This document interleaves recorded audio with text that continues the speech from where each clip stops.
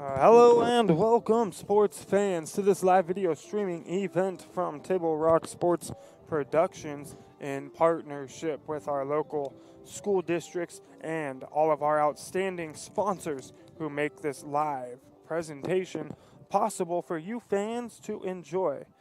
I am Joseph Brett alongside Colton Treadway this evening. We are coming to you live from Lithia and Driveway Fields here in Medford, Oregon, where the South Umpqua Lancers come in to take on your very own St. Mary's Crusaders in what is to be a big 3A Special District 3 League matchup game. Both of these teams coming in 4-0, undefeated on the season.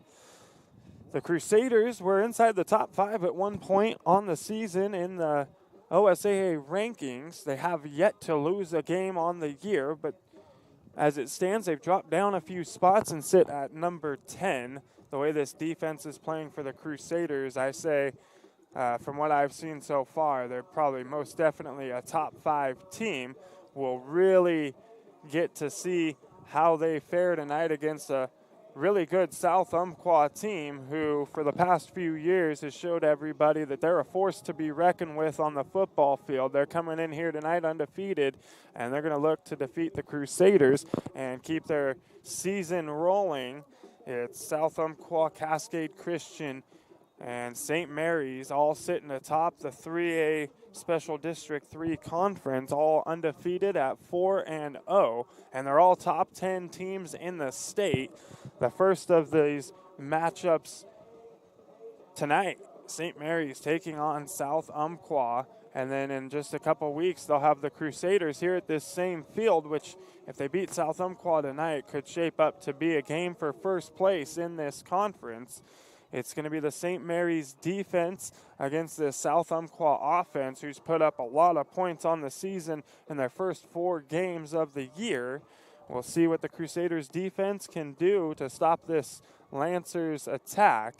The Crusaders on the other side, though, have a pretty good offense themselves. Tyson Del Planche, first-year quarterback, has been running things for the Crusaders, and I have to tell you, he's done a fantastic job for never playing the position before in his life. I know I've said it time and time again, but sometimes I just got to remind you guys, Tyson Del Planche has never played the quarterback position a day in his life, and he looks as comfortable as anybody who's been doing it since they were 5 years old.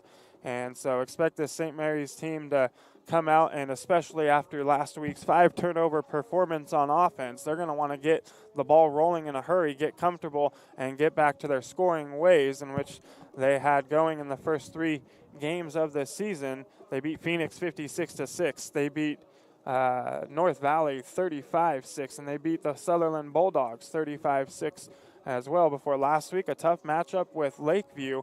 That one, it was the safety that was the decision maker, 19-17, the final on that game last week.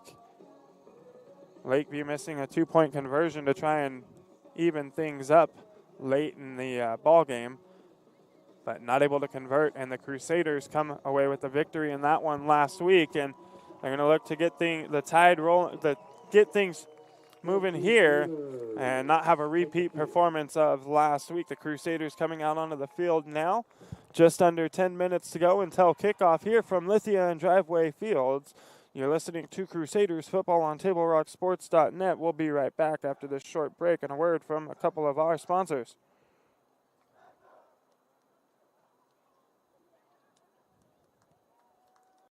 Life, things aren't scripted. If you're an athlete, we need people like you and translate those skills to officiating. You can get a lot out of it.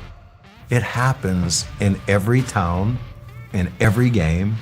We never have a perfect game, but the rewards always outweigh the negativities.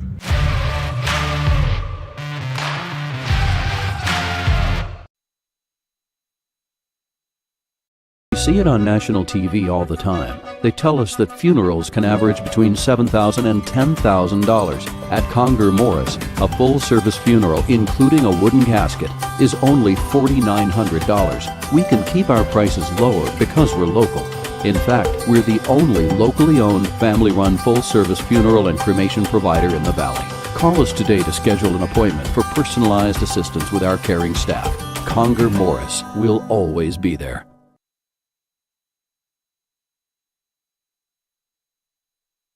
Welcome back to the Lithia Superstore pregame show, powered by Siskiyou Cellular in Southern Oregon. Today featuring the visiting South Umpqua Lancers, who come in to take on your very own St. Mary's Crusaders, who open the season 4-0, and they have a tough opponent this evening in South Umpqua, who on the other side of things also is 4-0. It's the Crusaders, the Lancers.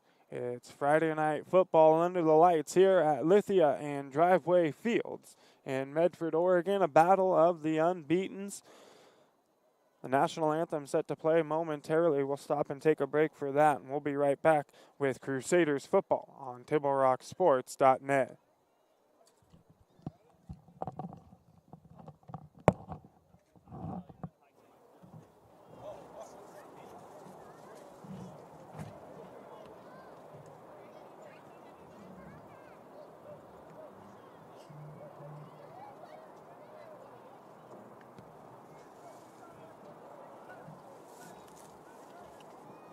All right, ladies and gentlemen, if you please rise, we're going to play the national anthem, get things going here for tonight's game.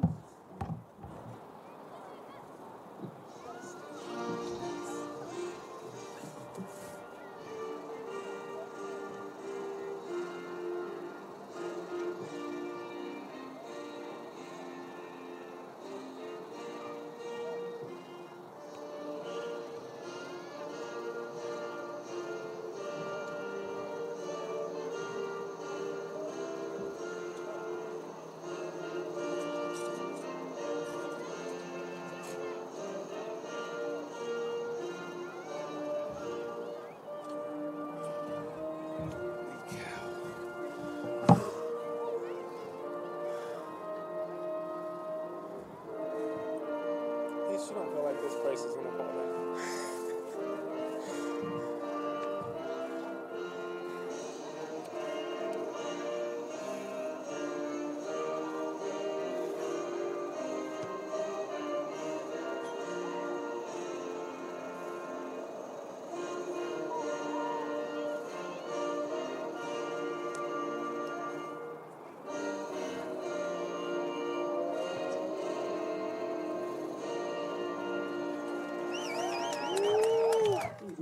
Football.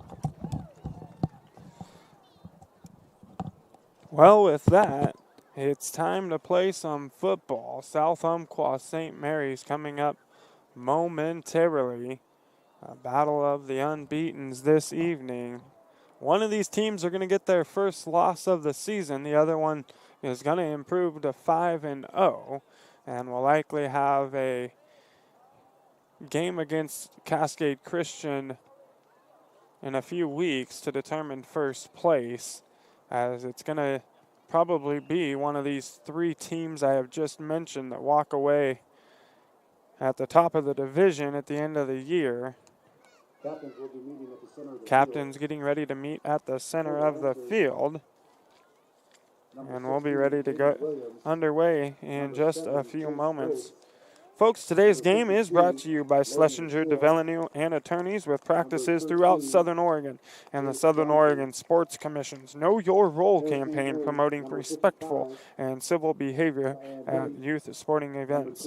And today's game also brought to you in part by Avista Utilities and our friends from Pinnacle 365, fueling your adventure to see 21 pilots in Portland. Download the Peak Rewards app to earn free fountain drinks and coffee. The game is also being broadcast on channel 12.1, KDRV TV, on Table Rock Sports, which you can watch here in the stands on your phone, on your laptop. So 3A rankings coming into tonight. It's Kennedy on top of the leaderboard. They're ranked number 1 overall in the OSAA. They're 5-0 on the season. Following Kennedy in the number 2 spot is Banks, also 5-0. Cascade Christian, as we mentioned a couple times here in this broadcast, they are the number 3 team in the state. And they sit at 4-0 on the season. And the 4 team in the state of Oregon in the 3A is Dayton. They're 3-1. Santiam Christian rounds out the top 5 at 5-0. Warrenton, 3-1, is the 6th ranked team in the state. South Umpqua, who the Crusaders are facing this evening, come in with an overall record of 4-0 on the season. They're the 7th ranked team in the state. Lapine, coming out of the 3A4 Mountain Valley Conference, they're the 8th team in the state. They're 3-1. Yamhill Carlton, 9th. They're also 3-1. And then your very own St. Mary's Crusaders, they round out the top 10 in the 3A division. They have a 4-0 record, and they look to improve to 5-0 this evening against a tough South Umpqua football team. We'll step away for just a quick moment, but we'll be right back with Crusaders football here on TableRockSports.net. I just got the best deal at US Cellular. Just $29 for one line. For the first month only, right? That's how they get you. For as long as I want. Why so skeptical? I was told she'd weigh 30 pounds. Get unlimited data for just $29 per line, even just one, only at US Cellular, where every plan is price protected. Get one line for just $29 at Siskiyou Cellular, the Rogue Valley's exclusive US Cellular authorized agent. Visit souscellular.com for details.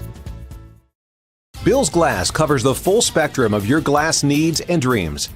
Having new windows installed by Bill's Glass dramatically update and improves the look of your home and helps reduce energy bills year-round. Let Bill's Glass show you what you've been missing. Bill's Glass, the largest glass company in Southern Oregon for your home and auto, as well as the trusted industry leader for over 50 years. Locally owned, family run, Bill's Glass in Ashland, Medford, and Grants Pass. Welcome back to the Lithia Superstore game of the night on TableRockSports.net. Indiana Olsen takes the kickoff from just inside the 20-yard line, returns it out across the 35 to the 37, where the Crusaders will come out and have their opening drive, 1st and 10. They mark it, yes, at the 30. Let's see here if it's the 37 or the 38. It's going to be the 37-yard line, where the Crusaders will have it 1st and 10.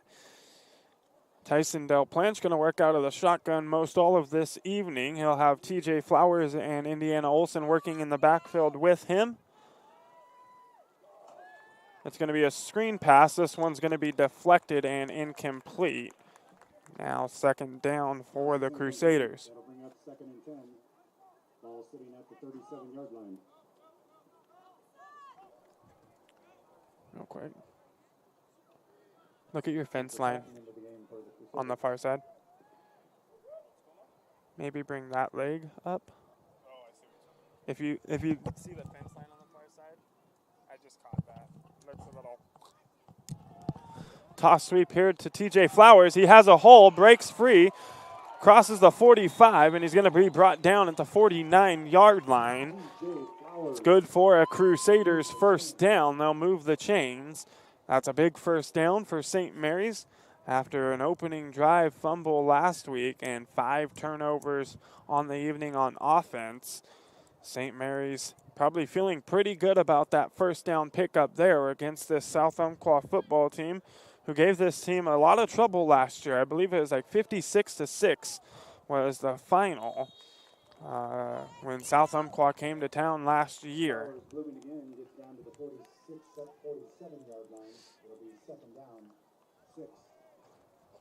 So 2nd and 6 coming up for the Crusaders. TJ Flowers and Jaden Foster are going to be off to the right. Indiana Olsen will be in the backfield with Tyson Del Planche, and it's going to be Bradley Patton working this evening in replace of Hamir Patel. Hamir Patel down with an ankle injury. And hopefully it'll only be 1 week that Hamir Patel is out. Hopefully the Crusaders will have him back next week. He's a big part of this Crusaders offense. He does a fantastic job blocking and leading the way for Indiana Olsen and TJ Flowers. And he's got some pretty good hands on him. Haven't seen him drop very many passes that hit him in the hands in the last couple of years. So very reliable on offense. And, you know, he's down there working on defense as well. So the Crusaders are going to be happy to get him back next week. Tyson Del Planche hitting the backfield. That ball should be marked down on the ground, as it didn't pop out until he went down. And I'm sure they're going to call this a fumble there, though. And South Umpqua are going to come away with the football.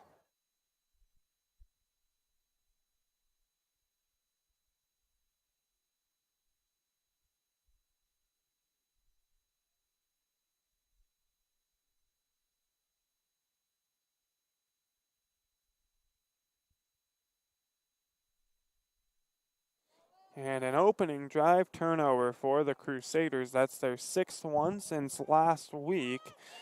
We're going to look to clean that up. Here now on defense, a first look at the South Umpqua Lancers offense. Single back formation working out of the shotgun. The pass here is going to be caught across the middle for a big gain. It's number 18, Isaac Simpson, on the catch and run for the Lancers. That's going to move the chains. It's going to be good for a South Umpqua first down. They'll have it 1st and 10 from the 22, 9:48 to go here in the first quarter.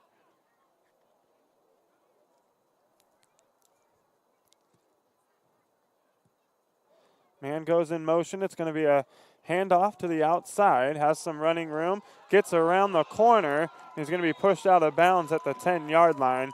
Good for another South Umpqua first down. They're going to have it now 1st and goal from the 10. Indiana Olsen able to get in there and push Simpson out of bounds. So 1st and goal now for South Umpqua. It's Jace Johnson working out of the shotgun for the Lancers. Looks to pass. It's going to be a screen pass here, going nowhere and getting wrapped up by quite a few Crusaders defenders there. Was Isaac Reel. Reel going to be brought down for a loss of about maybe 2 on the play. We'll see where they spotted it is. It's a loss of 2 for South Umpqua, and it's going to bring up 2nd down and goal now from the 12-yard line.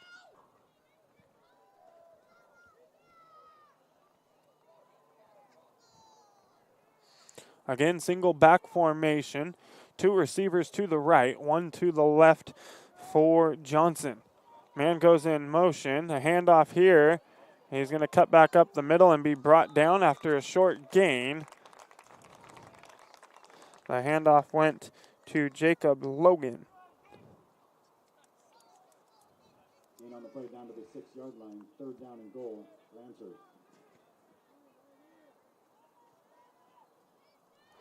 So 3rd and goal now for the South Umpqua football team. They'll have it from the 6-yard line. 8:23 to go here in the first quarter. Looking to capitalize on the St. Mary's turnover on offense. Johnson once again out of the shotgun, single back formation. It's Loudon Cole going in motion. Handoff here going nowhere. He's stuffed by Indiana Olsen and brought down in the backfield for a loss of about a yard on the play, and it's going to bring up 4th down. Like I said, this St. Mary's Crusaders defense has looked really good through the first 4 games of the year. They gave up 16 to Phoenix, but a big part of that was they had the entire second string on the field for the entire second half of the game. And other than that, they have looked terrific on defense this season. Olsen and Del Planche doing a good job on the corners in the linebacker position. 4th down here, looking to pass. He's going to go nowhere. He's going to be wrapped up and brought down for a loss back at the 15-yard line.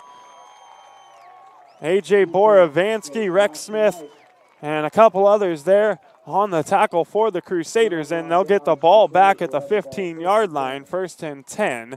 They stopped the South Umpqua offense from scoring on their opening drive of the evening, and that's what this defense was looking for. It's going to be a tough game for South Umpqua. If St. Mary's defense can live up to what we've seen so far this season. Del Planche again out of the shotgun here. Hands off to Indiana Olsen on the sweep, and he's going to be brought down for a loss of 5 on the play.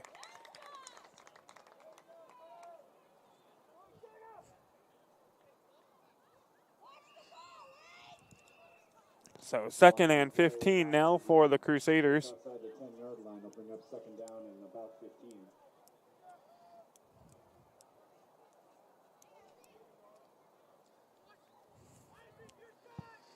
Two men in the backfield. It's Flowers and Olsen. This time Del Plante's going to drop back looking to pass. He has a man and almost intercepted. He had Jaden Foster coming across the middle. There was a little seam there, but it closed quickly. It was Drew Camp on the coverage there for South Umpqua, almost coming up with the interception, but not able to hang on to the football, and it's going to be 3rd and 15.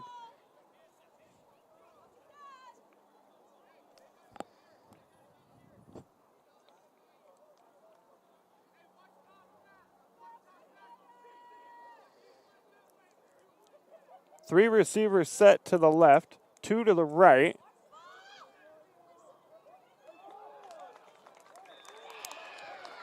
This one's going to be dropped by Bradley Patton. Looked like a little bit of maybe defensive pass interference there on that play. But no flag, so the Crusaders are going to be forced to punt it away here on 4th down with 6:36 to go in the first quarter.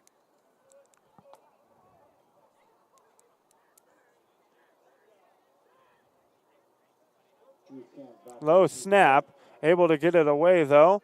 This one going over the head of the South Umpqua man who was back deep. That was Isaac Reel. It takes a favorable St. Mary's bounce, and they'll down it at the 42-yard line.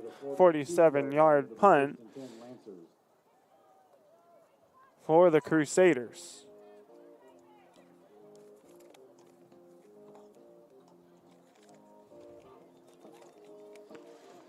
Folks, thanks to our sponsors for powering our live high school athletic streams, including our title sponsor, Lithia Superstore Jeep Dodge Chrysler. Visit lithiasuperstore.com to find your next ride. Also, thank you to our presenting sponsor, Siskiyou Cellular of Southern Oregon, with 7 locations to serve you. So the Lancers offense back out on the field here, working out of the shotgun. Handoff cut to the outside by Logan. Picks up a couple of yards, and will bring up second down with 6:16 to go here in the first quarter. Stays in bounds. The clock will keep running.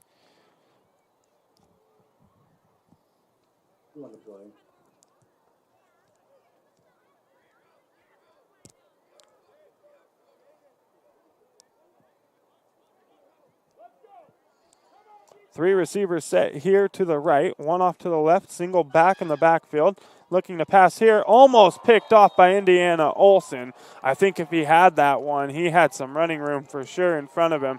That might have gone for a pick 6, but Olsen not able to hold on to the football, and it's going to bring up 3rd and 8.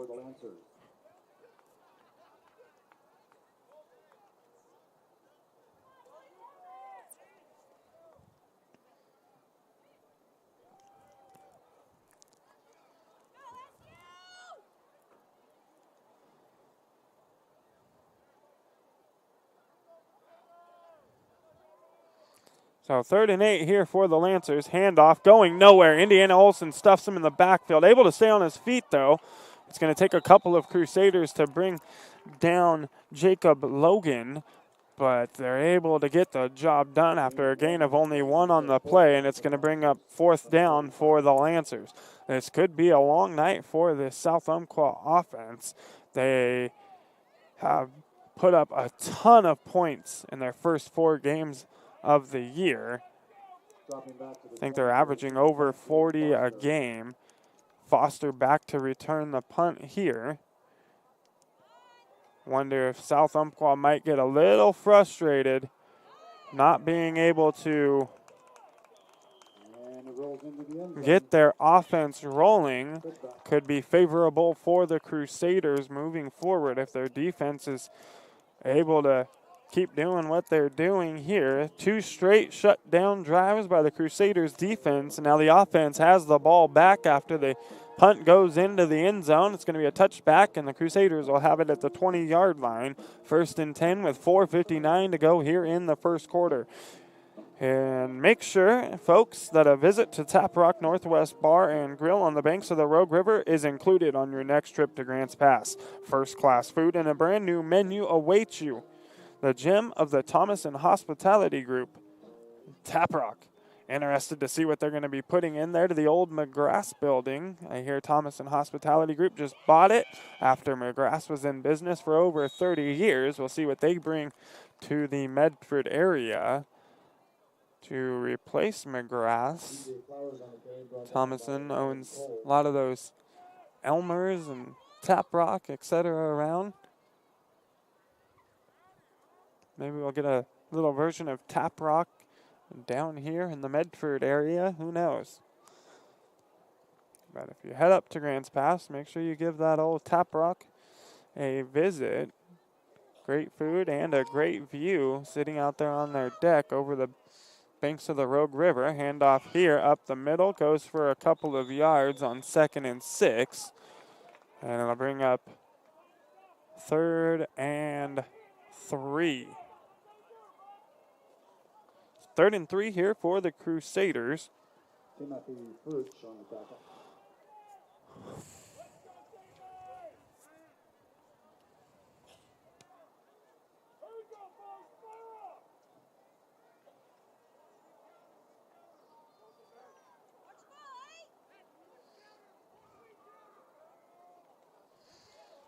Handoff here to TJ Flowers, goes nowhere, and he's going to be brought down for a loss of 1 on the play, and it's going to bring up 4th down here. It's going to be Del Planch back to punt the ball away for the Crusaders. So the defenses came to play tonight for both South Umpqua and St. Mary's. Only 2 first downs in this entire game. Del Planch gets this one away. It's a good punt. Return room here for Real. Gets to the outside, and he's off to the races. It's going to be a touchdown for South Umpqua on the punt return. Flag down on the play, though, back at the 45-yard line. That's usually a sign that this one's going to be coming back when it's that far back towards where the returner made his grab. Got that one at about the 45-yard line. Took it all the way to the house.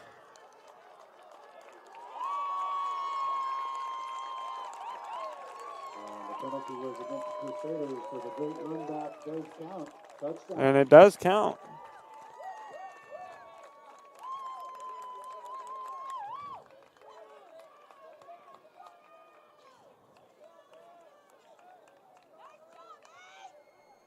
And so South Umpqua gets on the board on the punt return from Isaac Real.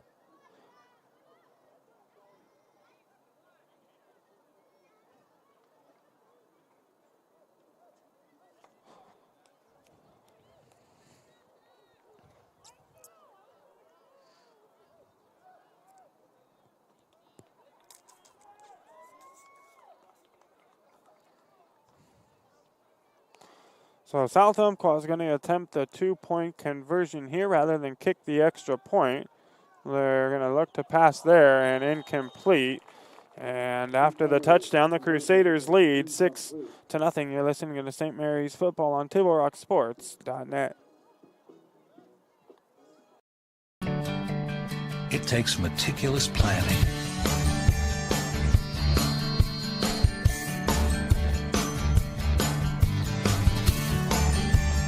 continuous monitoring, and forward thinking to deliver the perfect 3-egg omelet.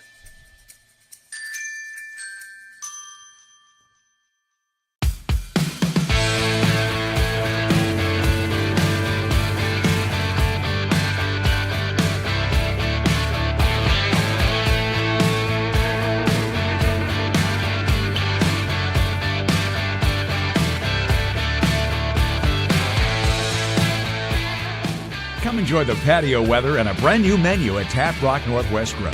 where friends and family gather and memories are made. Come visit us today or visit our website.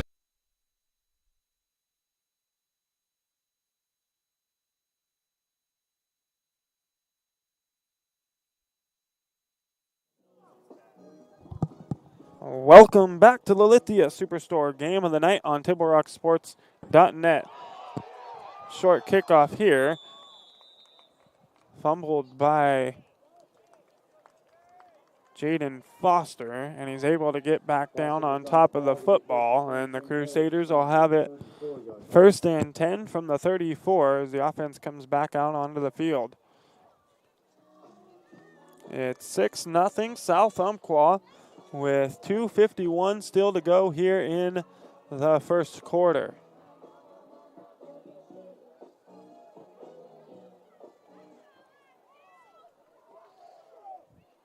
Dale Planch out of the shotgun, has Olsen in the backfield with him. It'll be a handoff to Indiana Olsen, cuts back up the middle.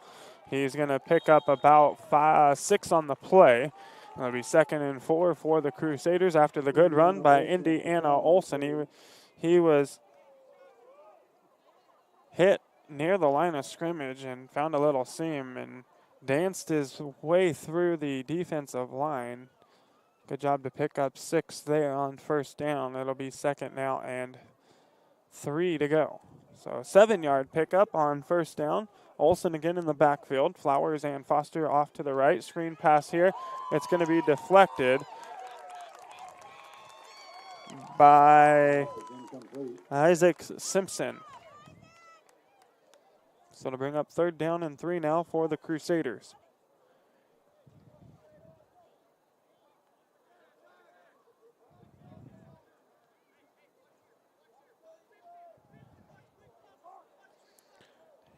Handoff again to Olsen, fighting forward for a few yards. He's close to the 1st down marker.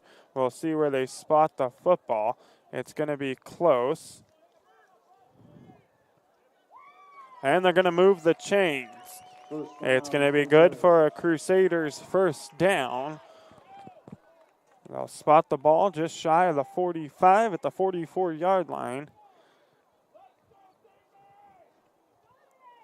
1:50 to go here in the first quarter.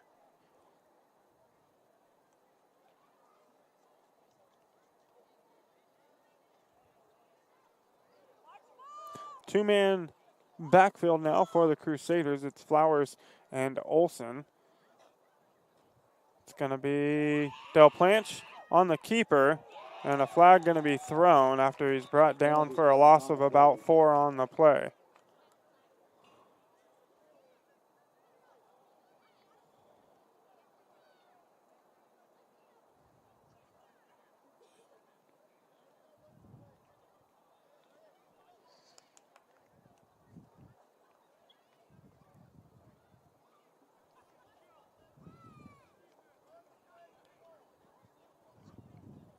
We'll see what the call is here.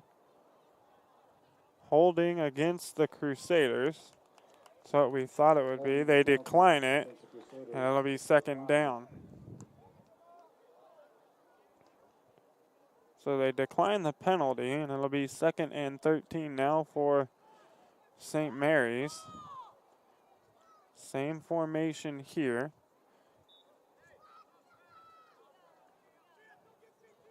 Patton going to go in motion. Toss outside to Flowers. Has some running room. And he's only going to be able to pick up 2 on the play. And it'll be 3rd and 11. Isaac Simpson and Elijah Earls in on the tackle for the Lancers.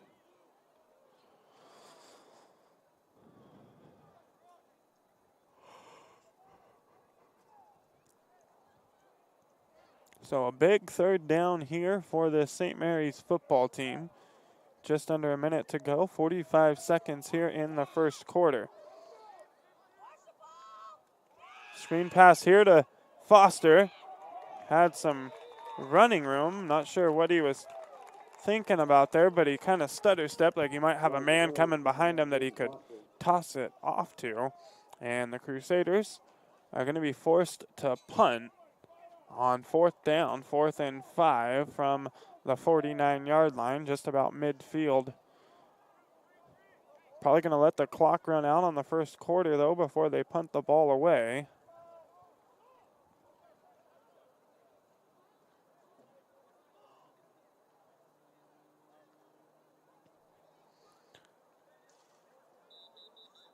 And that'll do it for the first quarter of play here from Lithia and Driveway Fields.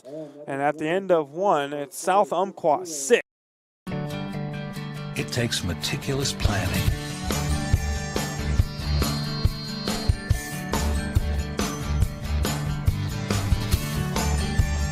continuous monitoring, and forward thinking to deliver the perfect 3-egg omelet.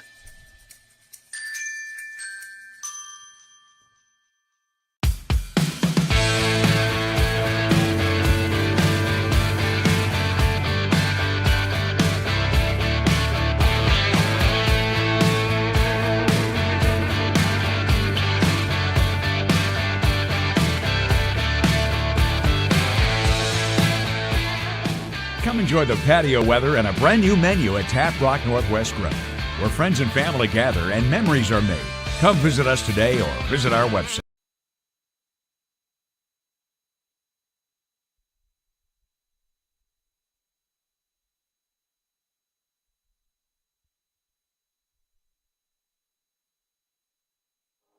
Welcome back to the Lithia Superstore Game of the Week here on TableRockSports.net.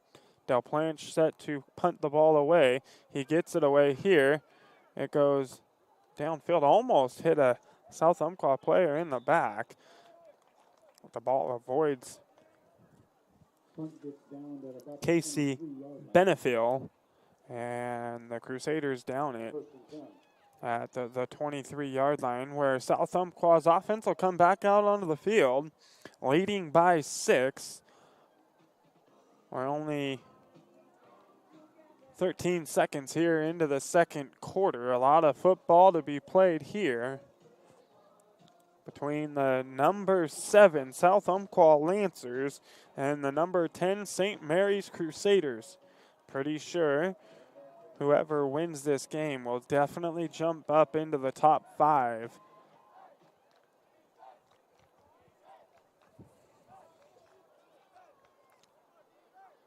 St. Mary's was up there to open the season, dropped down a couple of spots without even losing a game.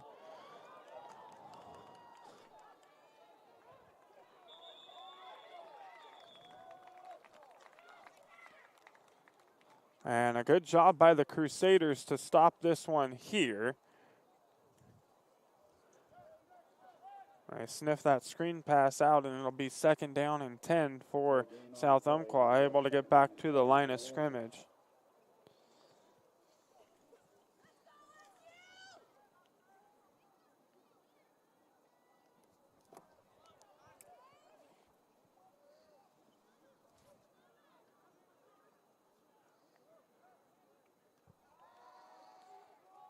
Pass here. Well defended downfield by Spencer Patton. Deflected and almost picked up by Isaac Simpson, but not able to handle the football. And it's going to be a long 3rd down here for this Lancers offense.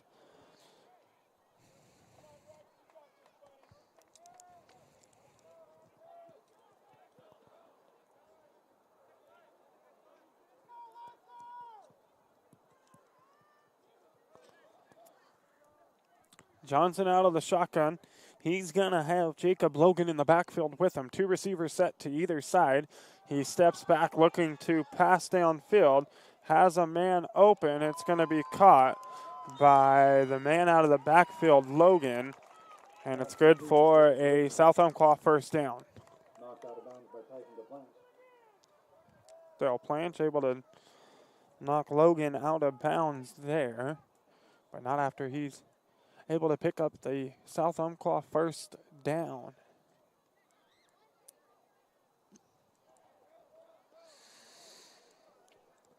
So it's going to be the same formation here for South Umpqua. 2 receivers to either side and 1 man in the backfield. Again, dropping back to pass is Johnson. He finds his man, number 10, out of the backfield. Good for a first down, but we got multiple flags on the play, and I think this one's going to be coming back.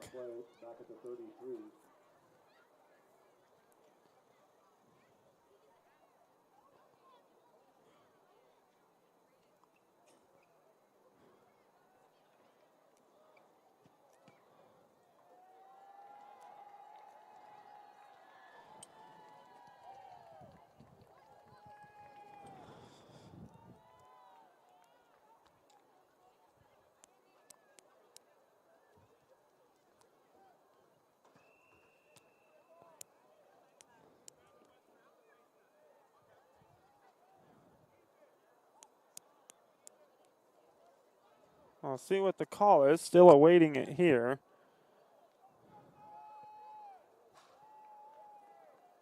I think the official's letting coach know there was a face mask on the defense.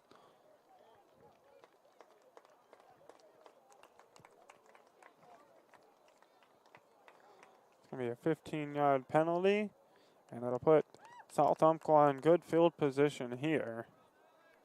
10:41 to go here in the second quarter.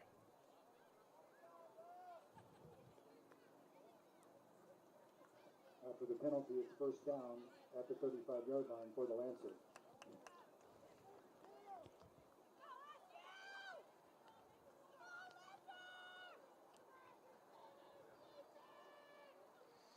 Dropping back again, looking to pass. This time it's going to be dropped by Logan in the backfield, and it'll be second down. Pass intended for Jacob Logan, incomplete. Second and 10.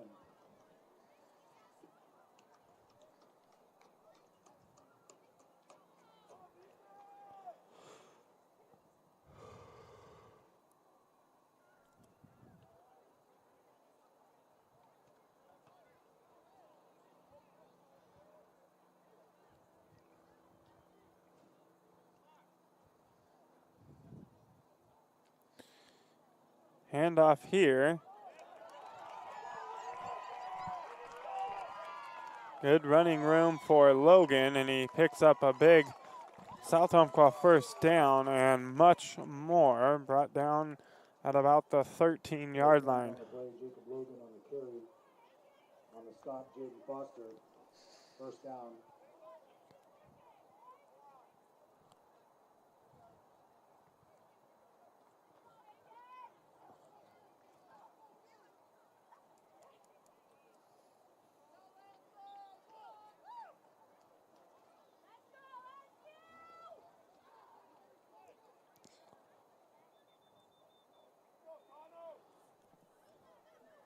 Johnson again working out of the shotgun. Handoff. No, he keeps it himself on the quarterback keeper. Looking for a man in the end zone. Almost had him, and it's going to be incomplete. Penalty flag on the play. We'll see what the call is.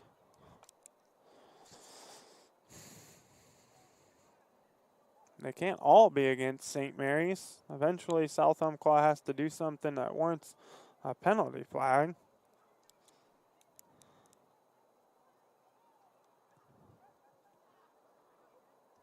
And this one is going to go against South Umpqua. It's going to be an illegal man downfield. You only get a yard downfield if you're one of those big men, and that play took quite a while to develop. Usually ends up with one of those linemen getting a little bit too far downfield on their blocking duties. So 1st and 15 now for the Lancers from the 18-yard line. Looking back to passes, Johnson has a man across the middle. It's caught, but not even back to the original line of scrimmage. It'll be second down and about 12 to go.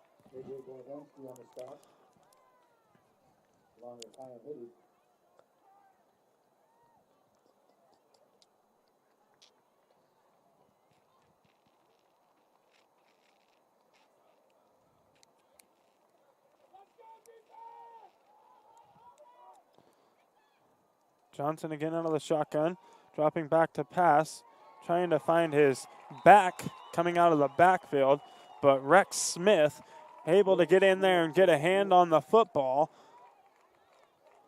It's a good thing he did, because Logan coming out of the backfield was wide open and probably would have picked up a good chunk of yardage there. He did have Foster closing down on him, but I'm sure he would have got at least 5 or 6 on that play if he was able to make the grab.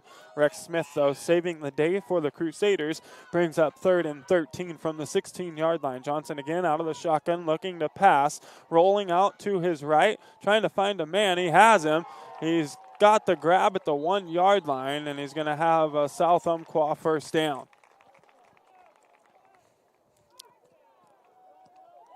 Pass is complete. It'll be a first down inside the 5, down to the 1-yard line.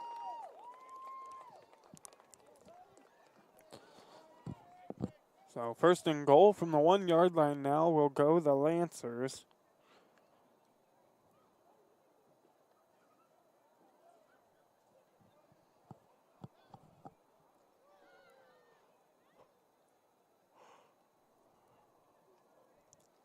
Handoff here, and he's going to get into the end zone. It's a touchdown for Jacob Logan with 8:57 to go here in the second quarter.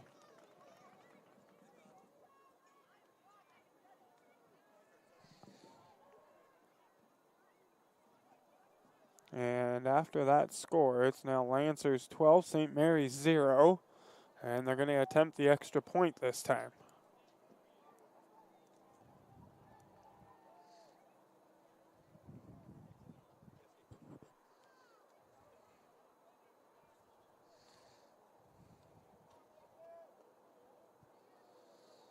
The kick is up, and it's going to get blocked by the Crusaders, and it remains 12-0. 8:57 to go here in the first quarter. The Lancers have a 12-point lead. You are listening to Crusaders football on TableRockSports.net. Choose a company that best represents you and our local community. Choose a company that focuses on relationships rather than transactions. Choose a company that empowers their employees and provides growth opportunities from within. Choose a company that shows compassion and rises to the occasion in times of need. Call a John L. Scott broker today. Any time is a good time to plan your funeral, except at the time of the funeral.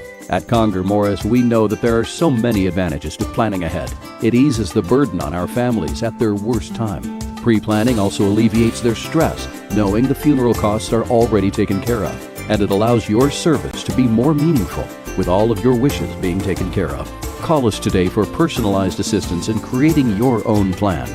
Conger Morris, we'll always be there. We welcome you back to the Lithia Superstore Game of the Week here on TableRockSports.net. 8:57 to go here in the second quarter, and it's the South Umpqua Lancers by 12. Back deep after the touchdown by South Umpqua to return the kick is TJ Flowers and Jaden Foster. This one a low line drive kick taken by TJ Flowers.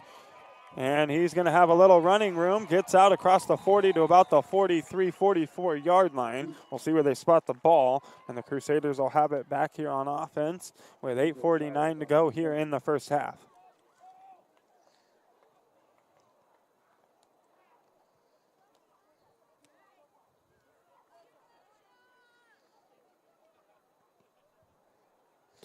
So Tyson Delplanche and company back onto the field.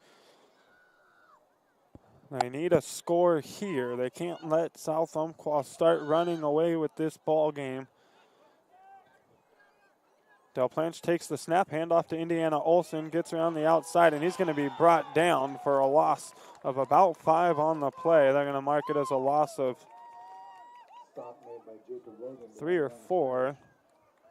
And St. Mary's will have it now second down.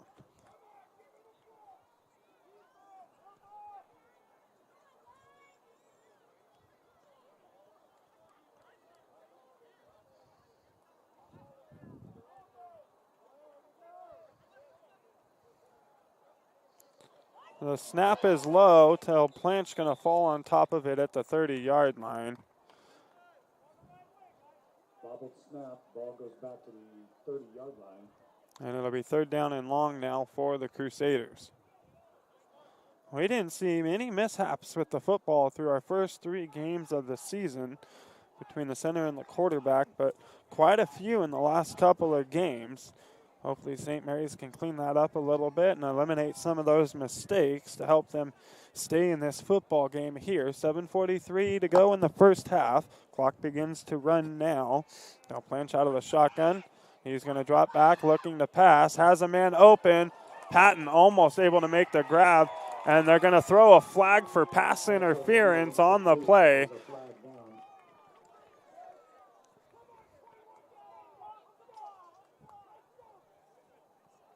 That's that play there that usually goes to Hamir Patel. I tell you what, that kid, he has some hands. This time it's Patton filling in for Patel on offense. Almost makes a great grab in what looked like triple coverage. And there is a penalty flag on the play. On the defense, it goes against South Umpqua.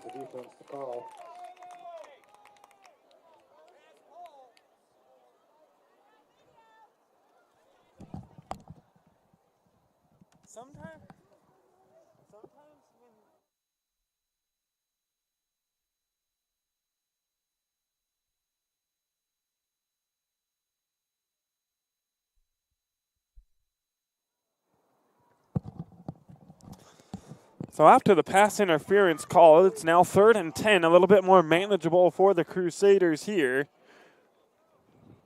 Del Planche back to pass, looking, has a man deep. It's Foster, and he makes the grab. He's off to the races across the 10, and he's into the end zone. The Crusaders score on the 55-yard touchdown grab and run from Tyson Del Planche to Jaden Foster.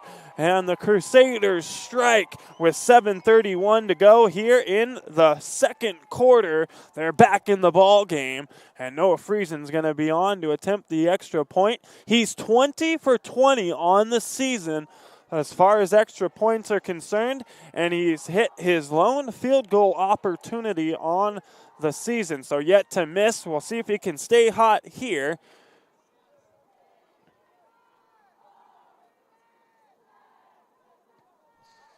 This one's up, and it is good. Noah Friesen adds the extra point, and it's 12-7. South Umpqua with 7:31 to go here in the first half. Tyson Del Planche connects with Jaden Foster for 55 yards, and they get the Crusaders on the board. You are listening to St. Mary's football here on TableRockSports.net. Things aren't scripted. If you're an athlete, we need people like you and translate those skills to officiating. You can get a lot out of it. It happens in every town, in every game. We never have a perfect game, but the rewards always outweigh the negativities.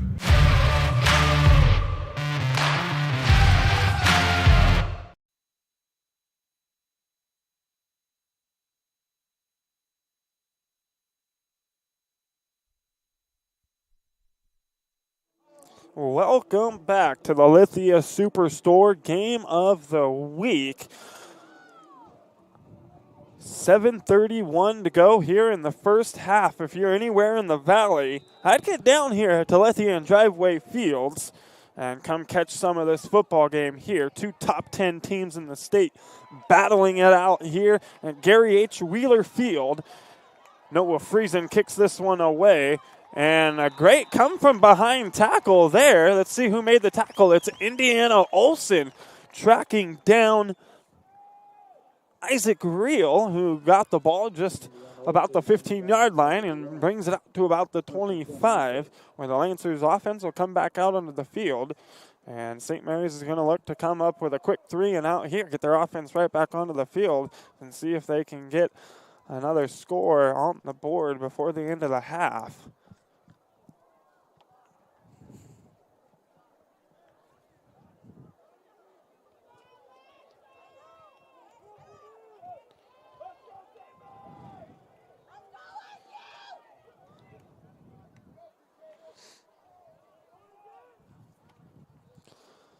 First and 10 here. It's going to be a handoff.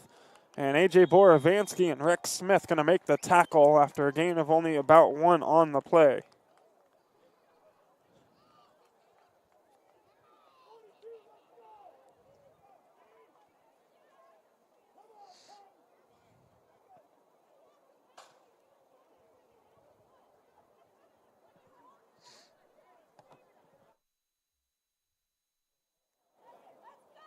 So 2nd down and 9 now for this Lancers offense. Johnson again out of the shotgun, looking to pass, has a man, he makes the grab, and he's going to get out of bounds after picking up the first down. Again, it was Logan coming out of the backfield to make that grab. St. Mary's going to have to pick up on that on defense. Logan not being picked up by anyone has been wide open the last 4 or 5 tries for the South Umpqua team when they've checked down to him. Seems to be Johnson's favorite option in the passing game. If they're not going to pick him up on defense, well, you might as well keep going to it. It's worked 3 out of the 4 last times. He just barely dropped the other one. Back to pass again is Johnson. He has a man, he's open, he makes the grab. And he's going to be brought down by Tyson Del Planche after a gain of 33 yards on the play. 26-yard pickup on the catch and run there for the Lancers.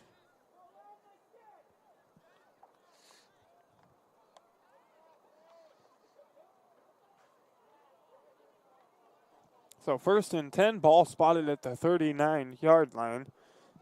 6.5 minutes to go here in the first half. Tell you what, if this comes down to be a battle of the defenses this evening, it might just be St. Mary's that comes out victorious if the kicking game is what's going to be the deciding factor. South Umpqua went for it on their first drive. After the touchdown, going for the 2-point conversion, they failed to convert the 2-point conversion. So they brought out the kicking game after their second touchdown. That one was blocked by the Crusaders. So only 12 points on the board for South Umpqua. St. Mary's, their kicking game has had no problems so far this season.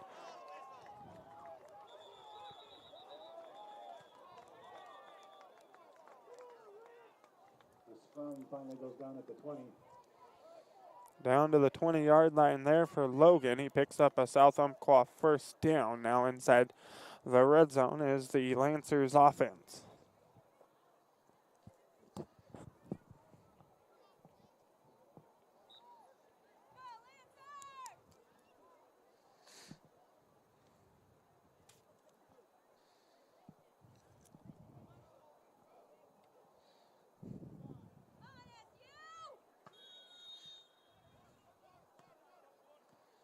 And a timeout is going to be taken. 5:31 to go in the first half. We'll step away for a quick moment. Be right back with more Crusaders football on TableRockSports.net.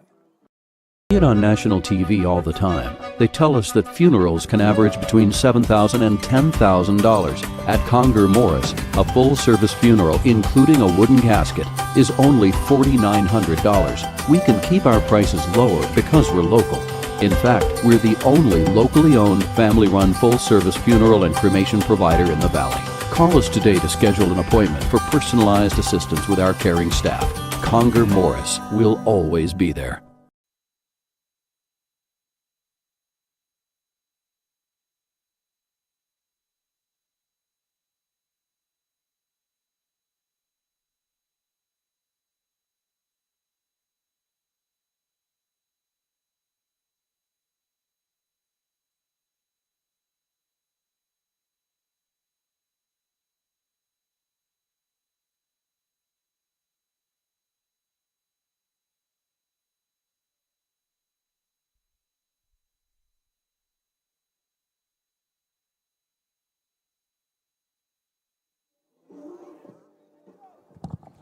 Welcome back to the Lithia Superstore Game of the Week on TableRockSports.net. The Lancers picked up the first down, so it's first and 10 from the 20. And Logan's going to find the end zone for the Lancers with 5:23 to go. It's a 20-yard touchdown run for Jacob Logan, his second of the evening, second here in the second quarter for Logan. It's a rushing touchdown that went for 20 yards. Still 5:23 to go here in the first half. The special teams back on the field for South Umpqua. They're going to attempt the extra point here. It's Mason Johnson on the kick the extra point, and it's going to be blocked once again by the Crusaders. And it's 18-7 Lancers, 5:23 to go in the first half. You're listening to St. Mary's football on TableRockSports.net. I just got the best deal at US Cellular. Just $29 for one line. For the first month only, right? That's how they get you. For as long as I want. Why so skeptical? I was told she'd weigh 30 pounds. Get unlimited data for just $29 per line, even just one, only at US Cellular, where every plan is price protected. Get one line for just $29 at Siskiyou Cellular, the Rogue Valley's exclusive US Cellular authorized agent. Visit souscellular.com for details. Bill's Glass covers the full spectrum of your glass needs and dreams. Having new windows installed by Bill's Glass dramatically update and improves the look of your home and helps reduce energy bills year-round. Let Bill's Glass show you what you've been missing. Bill's Glass, the largest glass company in Southern Oregon for your home and auto, as well as the trusted industry leader for over 50 years. Locally owned, family run, Bill's Glass in Ashland, Medford, and Grants Pass. Welcome back to the Lithia Superstore Game of the Week here on TableRockSports.net. Mason Johnson kicking the ball away here for South Umpqua. It's a low line driving kick, and it's going to go out of bounds. They'll throw the flag, and the Crusaders will come out on offense. They'll have it at the 30. Forget now if it's the 30 or the 35.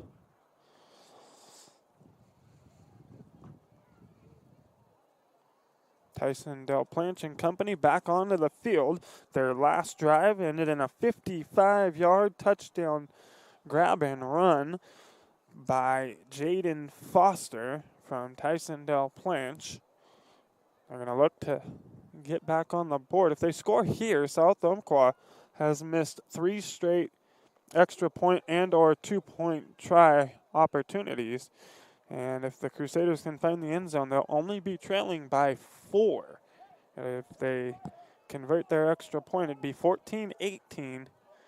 That kicking game really hurting the Lancers if St. Mary's able to keep it close.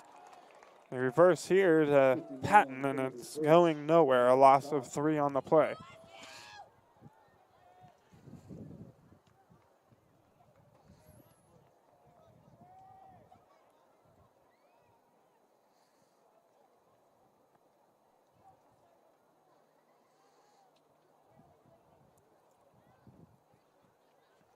Del Planche looking to the sidelines to get the call.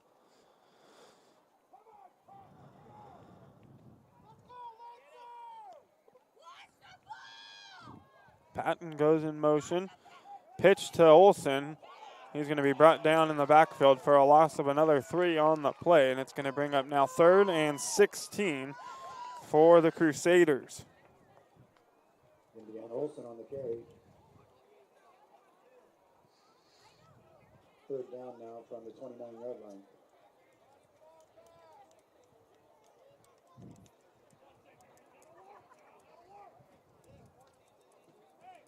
Del Planche is going to have Indiana Olson off to the left side of him here on 3rd and 16. 2 receivers set, Foster and Flowers off to his right. Here's the snap. Del Planche looking to pass. He has nobody really downfield. He's going to keep it himself, looks to throw there, and it's going to be incomplete, and it's going to bring up 4th down. Pass intended for number 21, incomplete. Bradley Patton.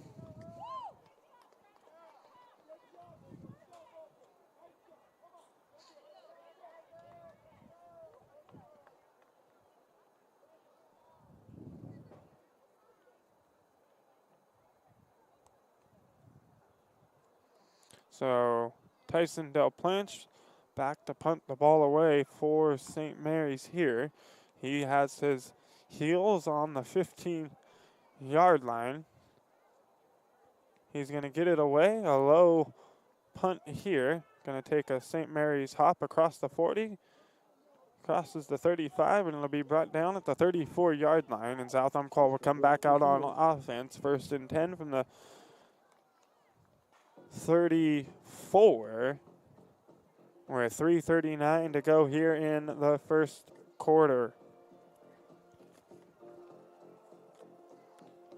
Table Rock Sports thanks our regional sponsors, including Sherm's Thunderbird, Food for Less, John L. Scott Real Estate, Travel Medford, and the Southern Oregon Sports Commission. Great partners in keeping live high school athletics streaming for you. Tickets are on sale now for the Medford Sports Hall of Fame induction banquet, October 22nd at the Rogue Valley Country Club. Social hour, dinner, and awards begin at 5. Go to medfordparksfoundation.org and click on the events tab to find more information and tickets for the 2022 Medford Sports Hall of Fame induction ceremonies at the Country Club on October 22nd.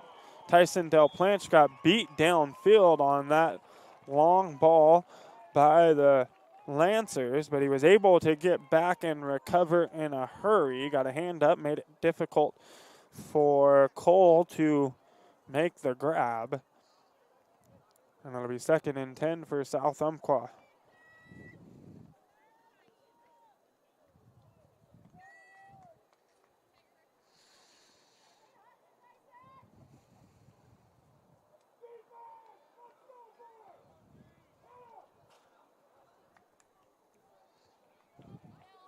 Johnson takes the snap, outside pitch here, going nowhere. He's stuffed, picks up about 3 yards though, and it'll be 3rd down now and 7 for the Lancers offense.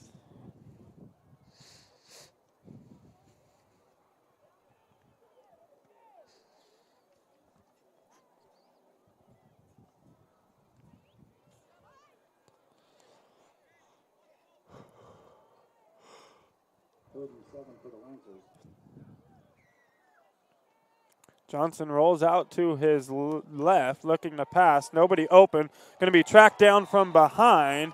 And couldn't see the number, but if I was to guess, it's Indiana Olsen.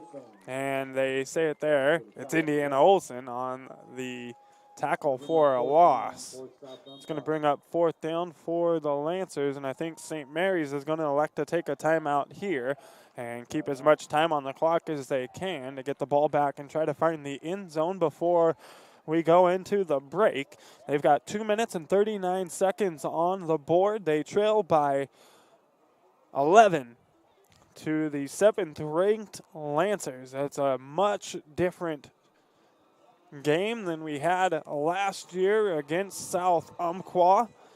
The Crusaders' defense has stepped up big time this evening against a very good Lancers football team. The offense coming back onto the field. They're going to have 2:39 on the clock. If they can find the end zone, they can make this a 4-point football game. This is what everybody was hoping it would be. It's turned out so far through the first 2 quarters to be a thriller here at Gary H. Wheeler Field here in Medford, Oregon, where 2 top 10 ranked teams are going head-to-head this evening. It's Crusaders South Umpqua. The offense, special teams on the field for South Umpqua. Set to punt the ball away here, give it back to the Crusaders. They're going to have just under 3 minutes to go to march down the field and find the end zone. This one punted away. It's a low bouncing punt. That ball went off South Umpqua's feet. I'm pretty sure Coach was telling them to get on top of it in a hurry, but I'm pretty sure it went off of a Lancer player, and it's going to be St. Mary's football with 2:25 to go here in the first half. The Crusaders trailing by 11. Tyson Del Planche and company are back on the field.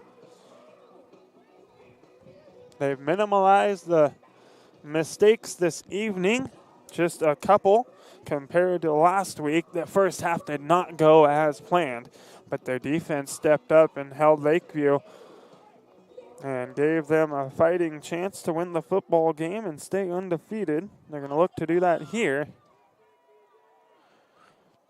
2 minutes and 25 seconds for the Crusaders. Del Planche back to pass, has a man. It's going to be intercepted. Goes over the head of TJ Flowers. And the Lancers get it back with 2:15 to go here in the first half. They're going to have the ball at the 27-yard line.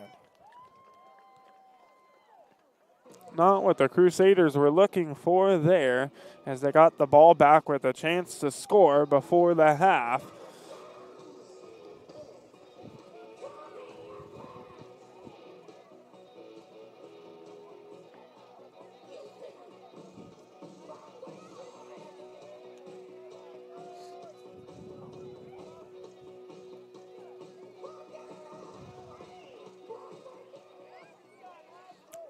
So the Lancers offense now back on the field. Handoff here, going to be met in the backfield. Indiana Olsen can't track him down. Logan gets out of bounds.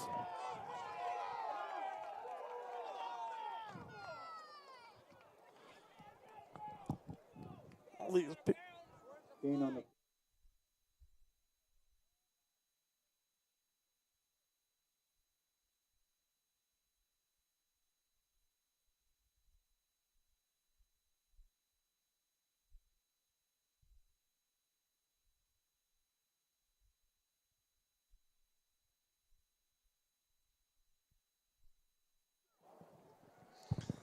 Johnson rolls out to his right, looking to pass, has a man. He makes the grab, stays in bounds, picks up the first down.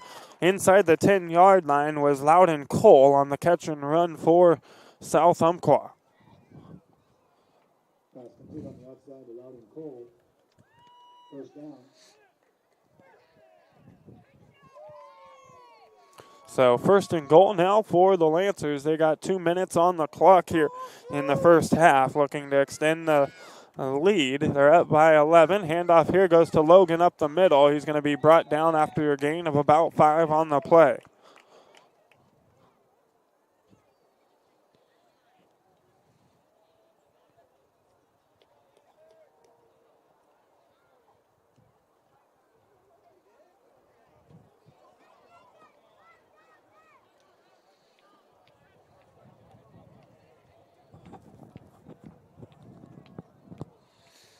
Logan again on the handoff. He's going to be met at the line of scrimmage. I think they might mark him down for a gain of about a half yard on the play, and it's going to be third down now. And just about 4 to go to get into the end zone for the Lancers. The clock's still ticking down. 1:15 to go in the first half.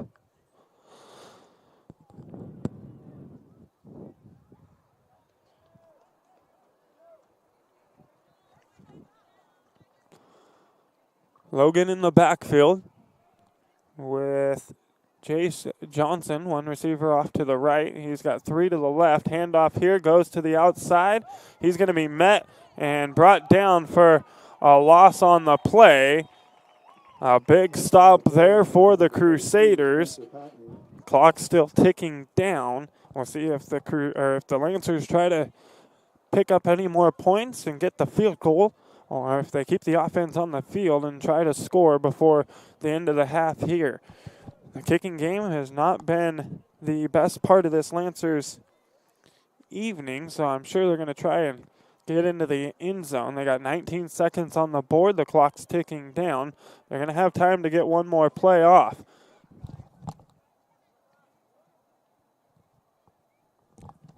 I mean, there was over the 35 seconds on the clock. That can't run down. There it is. And they're going to have a delay of game penalty, or they're going to call a timeout. Timeout called by the Lancers.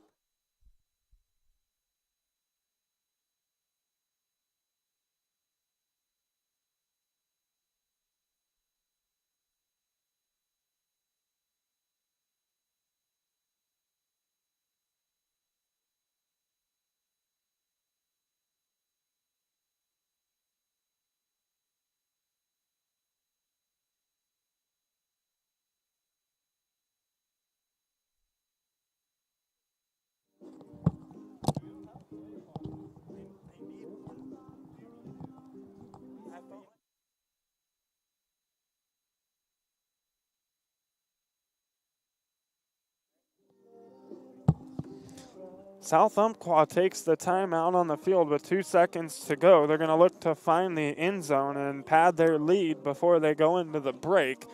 The Crusaders need a big stop here. It's 4th down, and the Lancers have the ball on the 8-yard line. This is going to be the last play of the first half here. We'll see if the Lancers find the end zone or if St. Mary's is able to come up with a big stop and go into the break, only trailing by 11. This could be only a 2-possession football game at the break.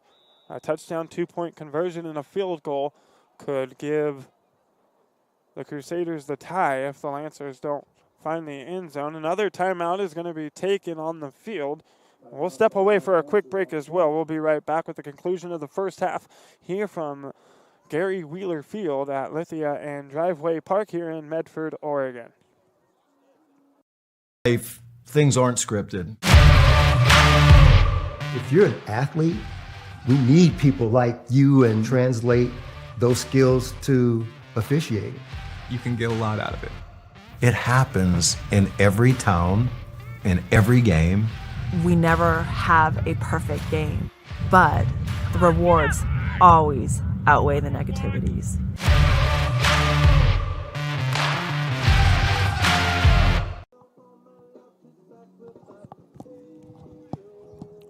Welcome back to the Lithia Superstore Game of the Week here on TableRockSports.net.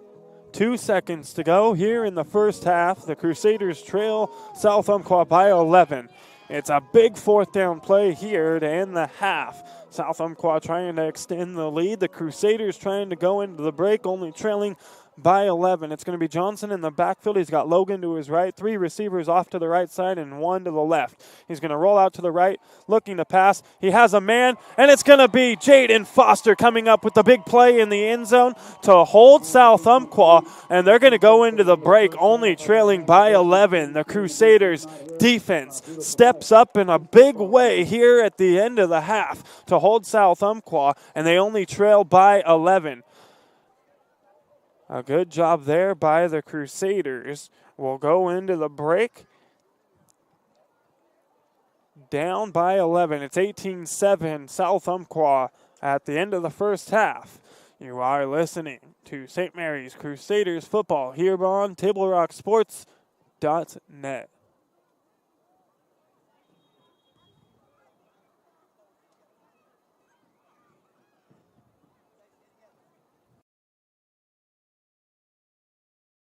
Hi, welcome to St. Mary's School. I'm Alea, a junior. And I'm Corin, a senior. And we wanted to give you a quick tour of our amazing school. Come on!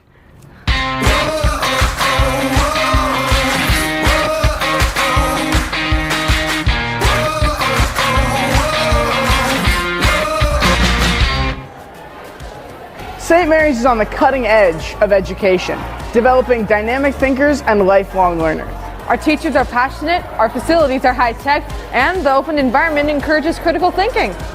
Our robotics lab is better than that of most colleges. In fact, we've competed on the global scale. We've been to the World Championships not once, but 4 times. These robots are gonna take over the world. No, but St. Mary's will. Albert Einstein once said, the only thing you absolutely need to know is the location of the library. And ours covers 5,000 square feet, housing over 12,000 titles. We even have 767 books from our Confucius Classroom Hanban organization. It's where our dynamic thinkers come to read, study, or just chill for a little while. This is our middle school where it all starts. Let's go check it out. The 5th grade. I haven't been here since, well, the 5th grade. Since St. Mary's has 5th through 12th grades, we recognize that it's important for the lower grades to have their own unique experience. I miss the 5th grade. Yeah, simpler times. What is the most important thing to any student, anytime, anywhere? Food. And boy, do we have it. With a full restaurant-style kitchen, we aren't just serving PB&Js. We have a bunch of healthy options, including vegetarian and gluten-free stuff. We even have fries. That's a breadstick. And what do we do on Friday nights? We study. No. We go to the library. Really? We appreciate the patience of our wonderful teachers. We'll be doing what millions of other students across the country will be doing. Football! We fly that blue and white every Friday night. Let's go Crusaders, let's go! Let's go Crusaders, let's go! At St. Mary's, we're not just a bunch of brainiacs. We're the 7-time winners of the OSAA Oregonian Cup. We compete in 19 different sports, including football, soccer, tennis, cross country, track and field, archery, and so much more. I mean, we have an 8-lane all-weather track and 5 acres of athletic fields. So yeah, we take our sports pretty seriously. This is our chapel, based on the architecture of the Galla Placidia in Ravenna, Italy. And the 4 arms of this chapel are thematic and represent the 4 stages in growth and faith. I know stuff. We like to think globally here at St. Mary's. Not only do we travel to other countries, we invite international students from all over the world to come stay and learn with us. Our beautiful dorm is right here on campus and features spacious 2-person rooms, a full kitchen, a huge common area for watching TV, playing ping pong, or just hanging out with other international students. One of the best things about St. Mary's is that we only have about 500 students. Which means that the student-to-teacher ratio is about 10 to 1. It also means we have 500 awesome friends. We approach scheduling a little differently here at St. Mary's. That's because we use the mod system. It gives us over 300 courses to choose from. And it gives us the flexibility to make up our own unique schedule. And the term only lasts 26 days, giving us a school year full of classes we want to take. So what does this all mean for you? Well, we found just the guy to answer that. Our principal, Mr. Meyer. Hey guys. Hey. Well, what this means for you guys is you have a school that really cares about where you're going and your future. We have 100% college acceptance rate. We've got extensive AP classes. And you guys have a faculty who really cares for you and really wants to see you do well with your lives. So it's like a GPS, but for our futures. Yes, it is, but kind of without the robot voice there, Corin. St. Mary's School is more than just a campus, cafeteria, or classrooms. St. Mary's is a home where you'll begin to find your true place in the world. This is where your journey begins. And from here? Well, that's up to you.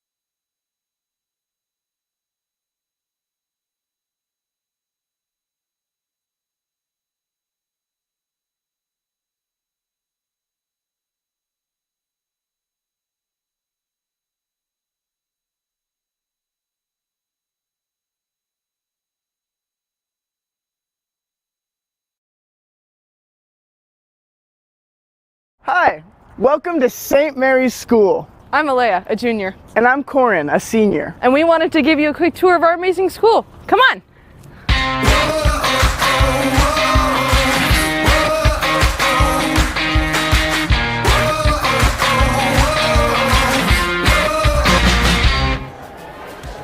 St. Mary's is on the cutting edge of education, developing dynamic thinkers and lifelong learners. Our teachers are passionate, our facilities are high-tech, and the open environment encourages critical thinking. Our robotics lab is better than that of most colleges. In fact, we've competed on the global scale. We've been to the World Championships not once, but 4 times. These robots are gonna take over the world. No, but St. Mary's will. Albert Einstein once said, the only thing you absolutely need to know is the location of the library. And ours covers 5,000 square feet, housing over 12,000 titles. We even have 767 books from our Confucius Classroom Hanban organization. It's where our dynamic thinkers come to read, study, or just chill for a little while. This is our middle school, where it all starts. Let's go check it out. The 5th grade. I haven't been here since, well, the 5th grade. Since St. Mary's has 5th through 12th grades, we recognize that it's important for the lower grades to have their own unique experience. I miss the 5th grade. Yeah, simpler times. What is the most important thing to any student, anytime, anywhere? Food. And boy, do we have it. With a full restaurant-style kitchen, we aren't just serving PB&Js. We have a bunch of healthy options, including vegetarian and gluten-free stuff. We even have fries. That's a breadstick. And what do we do on Friday nights? We study. No. We go to the library. Really? We appreciate the patience of our wonderful teachers. We'll be doing what millions of other students across the country will be doing. Football! We fly that blue and white every Friday night. Let's go Crusaders, let's go! Let's go Crusaders, let's go! At St. Mary's, we're not just a bunch of brainiacs. We're the 7-time winners of the OSAA Oregonian Cup. We compete in 19 different sports, including football, soccer, tennis, cross country, track and field, archery, and so much more. I mean, we have an 8-lane all-weather track and 5 acres of athletic fields. So yeah, we take our sports pretty seriously.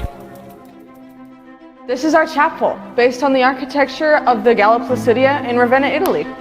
And the 4 arms of this chapel are thematic and represent the 4 stages in growth and faith. I know stuff. We like to think globally here at St. Mary's. Not only do we travel to other countries, we invite international students from all over the world to come stay and learn with us. Our beautiful dorm is right here on campus and features spacious 2-person rooms, a full kitchen, a huge common area for watching TV, playing ping pong, or just hanging out with other international students. One of the best things about St. Mary's is that we only have about 500 students. Which means that the student-to-teacher ratio is about 10 to 1. It also means we have 500 awesome friends.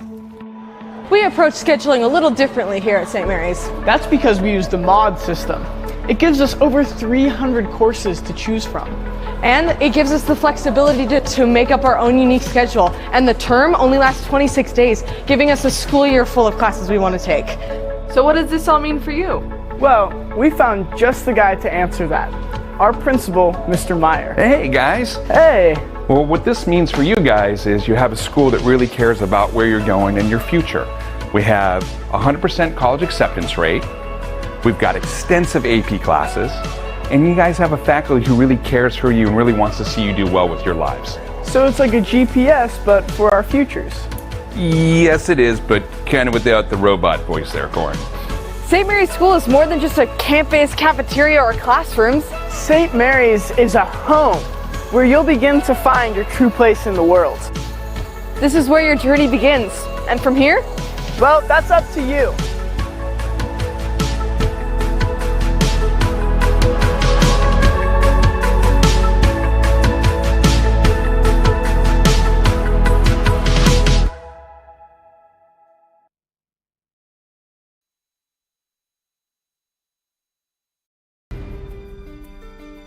Choose a company that best represents you and our local community. Choose a company that focuses on relationships rather than transactions. Choose a company that empowers their employees and provides growth opportunities from within. Choose a company that shows compassion and rises to the occasion in times of need. Call a John L. Scott broker today. Any time is a good time to plan your funeral, except at the time of the funeral. At Conger Morris, we know that there are so many advantages to planning ahead. It eases the burden on our families at their worst time. Pre-planning also alleviates their stress, knowing the funeral costs are already taken care of. And it allows your service to be more meaningful, with all of your wishes being taken care of. Call us today for personalized assistance in creating your own plan. Conger Morris, we'll always be there.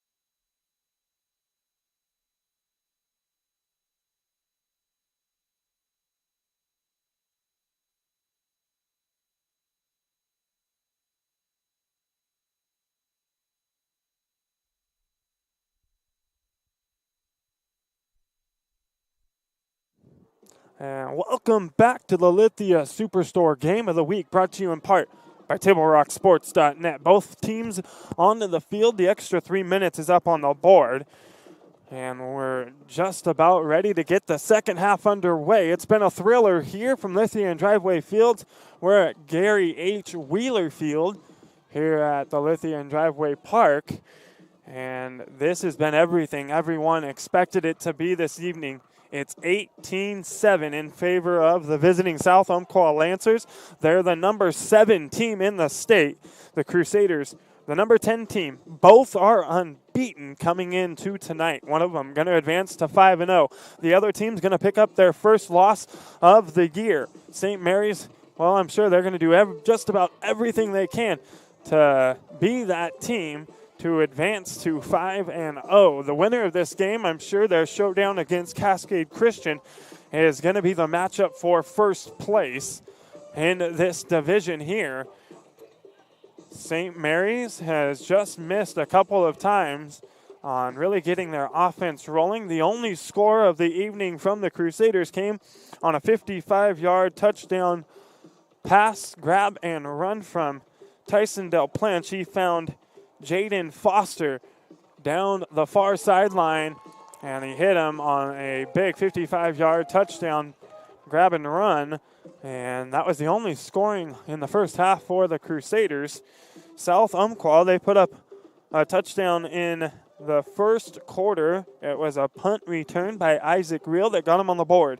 And then in the second quarter, it's Jacob Logan. He found the end zone twice for the Lancers, once with 8:57 to go, and then the second for him with 5:23 to go in the first half. And then the Lancers marched all the way down the field to the 1-yard line. They had a couple of tries to get into the end zone before the end of the half. They called timeout with 2 seconds on the clock and brought the offense back onto the field on 4th down. And it was Jaden Foster laying out to come up with the defensive stop for the Crusaders, and he kept the Lancers off the board. As we went into the break, St. Mary's only trails by 11. It's a battle of the unbeatens here at Gary Wheeler Field in Medford, Oregon. The second half looking to be even more exciting than the first. The Lancers will have the ball to open up the third quarter of play. It's Noah Friesen set to kick it away for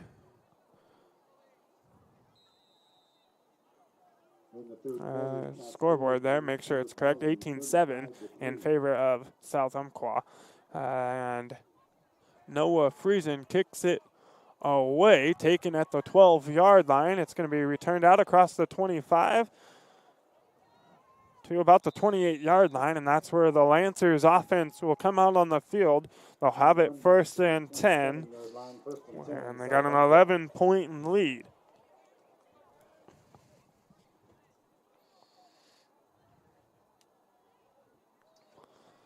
So the Lancers up by 11, bring the offense onto the field.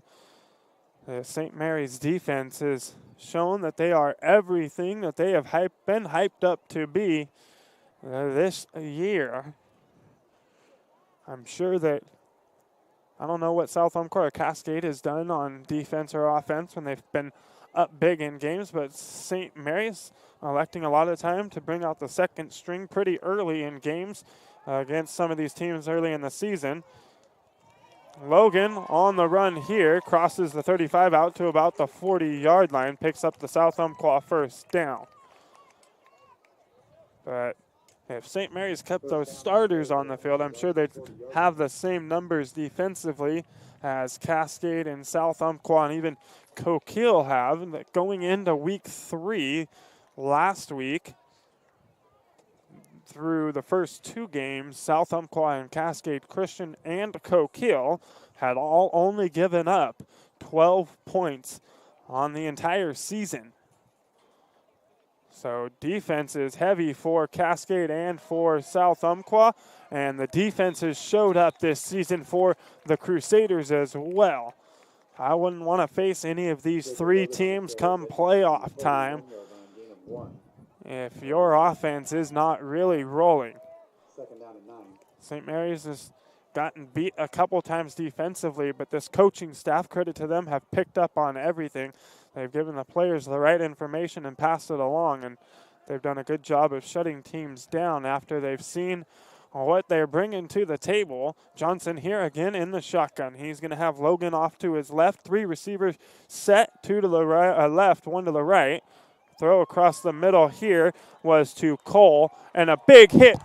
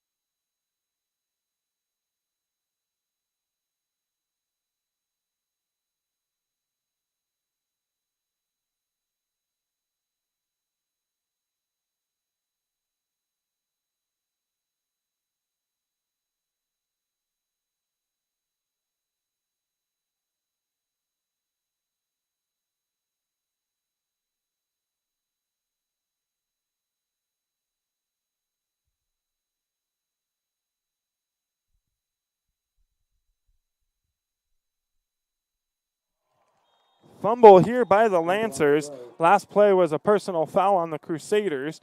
They said he hit him above in the neck area on that big hit by Jaden Foster. Had to turn down the mic real quick.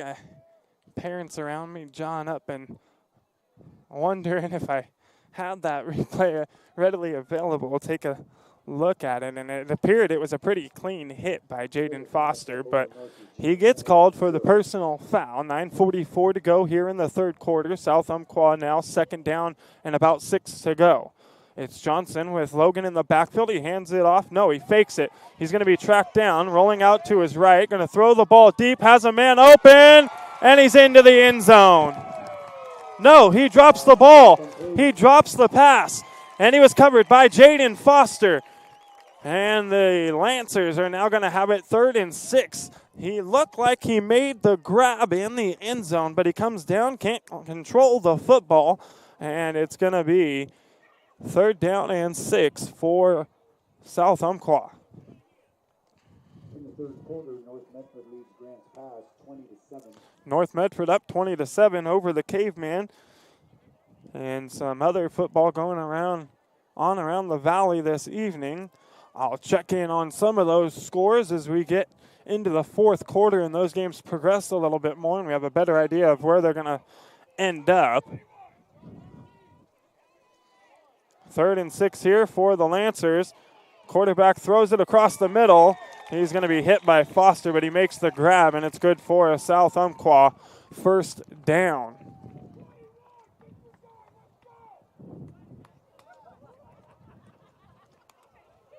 Ball now on the 20.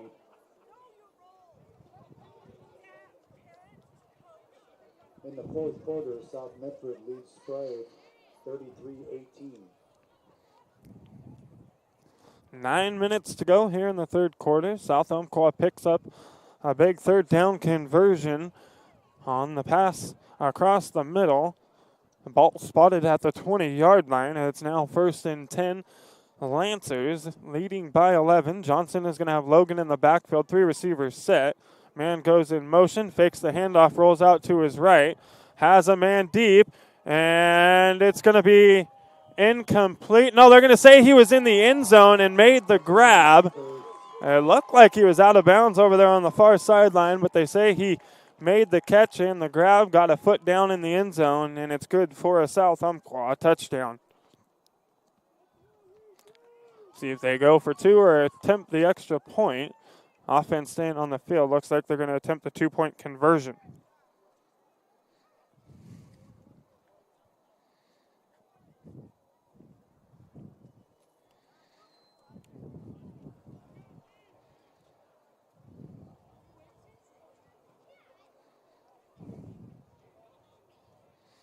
Two-point try here for the Lancers. Man goes in motion, and it's going to be a shovel pass up the middle, and South Umpqua converts the 2-point try. They now lead St. Mary's by a score of 26-7. You're listening to Crusaders football here on TableRockSports.net.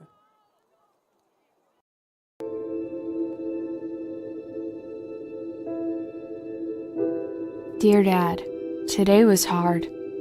You know how much I love you, and you know how much I love sports. I was afraid to say this to your face, but I heard you yelling again from the stands during my game. You were shouting at the coach, the refs, even the other parents. It embarrasses me when you yell at everyone. It really stresses me out. I love sports. I love to play, and I love my team. I want us both to enjoy the game, win or lose. But we can't if you always lose your temper. I hope you can cheer for me and the other players. It's about more than just the score. It's about us all enjoying the experience. I hope you can join me for my next game. I really want you to be there. Love, Katie.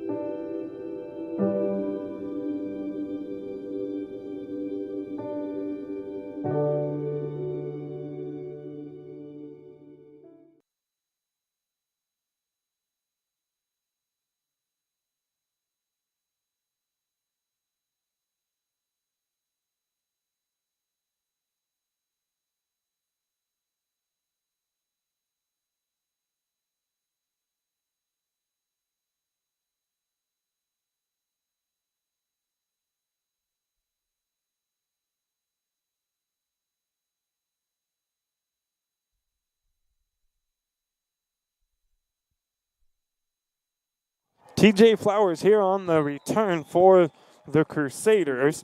Gets the ball out across the 35. They're going to spot him down at about the 37-yard line, and the offense back onto the field for St. Mary's.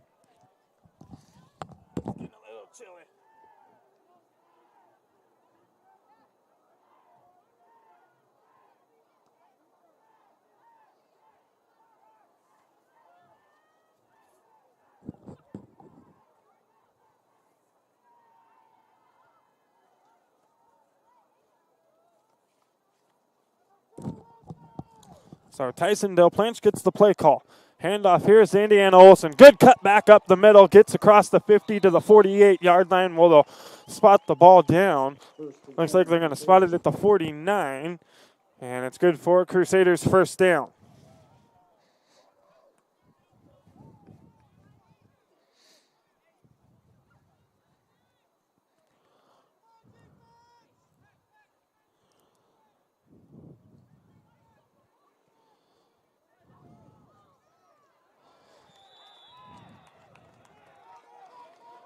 A gain of only about 1 here on the play. And the carry by Indiana Olsen.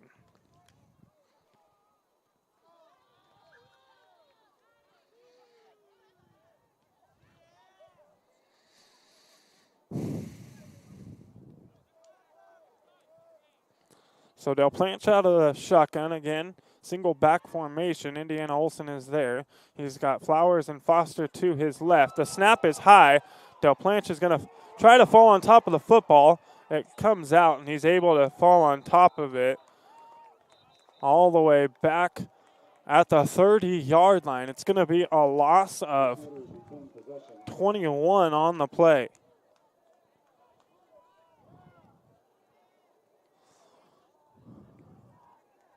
Ball now on the 30. It'll be third down and a cab ride.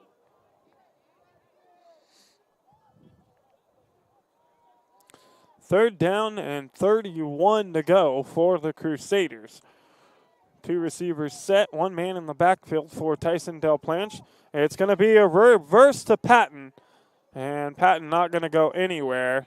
They're going to throw a flag. I wonder if they're going to say block in the back on TJ Flowers. He was into the back a little bit, but pulled the hands back. I think they're going to make that call.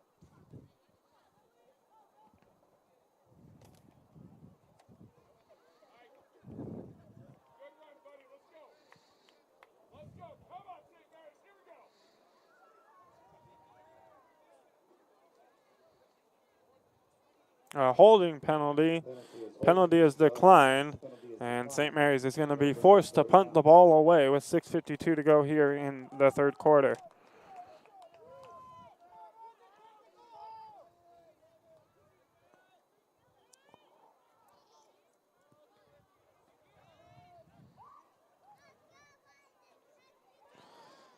Del Planche set to punt the ball away. The man back at the 40 for the Lancers. This ball almost gets blocked. A good punt by Tyson Del Planche takes a friendly St. Mary's bounce all the way down to the 25-yard line. A good punt by Del Planche goes for 44-yard punt for Tyson Del Planche.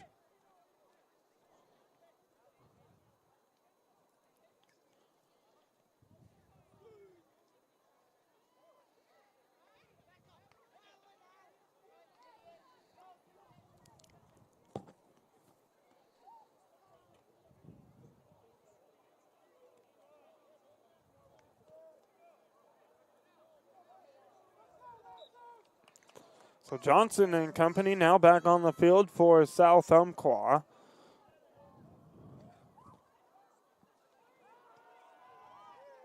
Screen pass here. Logan going to slip 1 tackle and gets out to about the 38-yard line. Good for a South Umpqua first down. I'll keep the clock moving, leading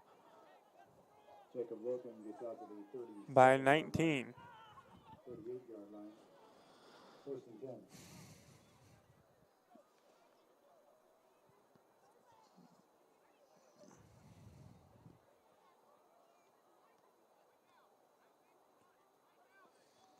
Del Planche is down here on the sideline for the Crusaders. He appears to be in a little bit of pain. We'll hope for the best for Tyson Del Planche, as he's going to be needed in this ball game at the quarterback position. Flag on the play here. See what the call is.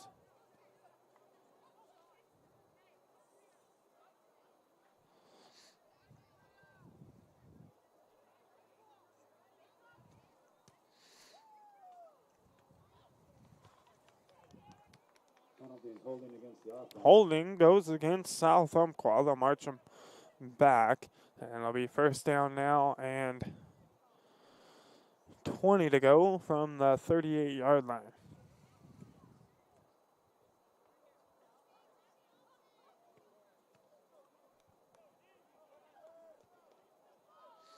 The ball spotted on the 28.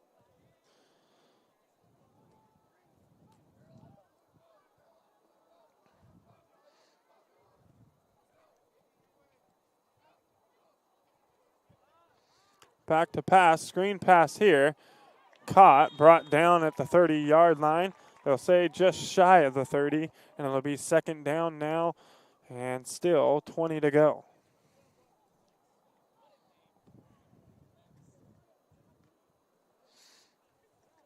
Lost back to the 19, second down now and long.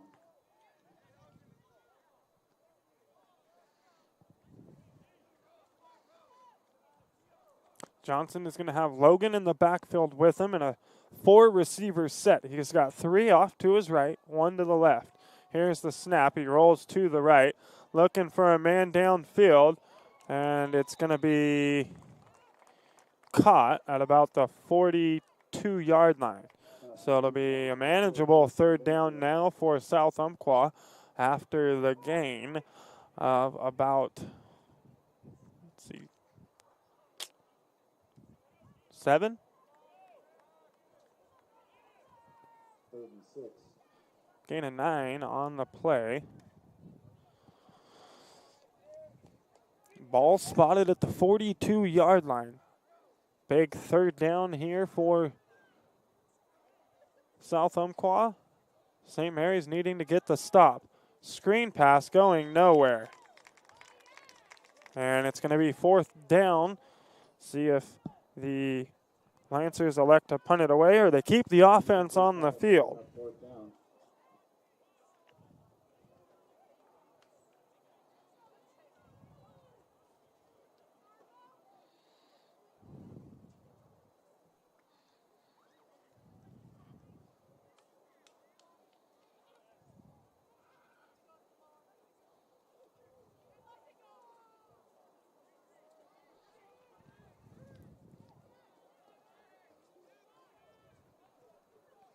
So the Lancers are going to punt this one away. It's a good punt there. Jaden Foster's going to let it bounce at the 20.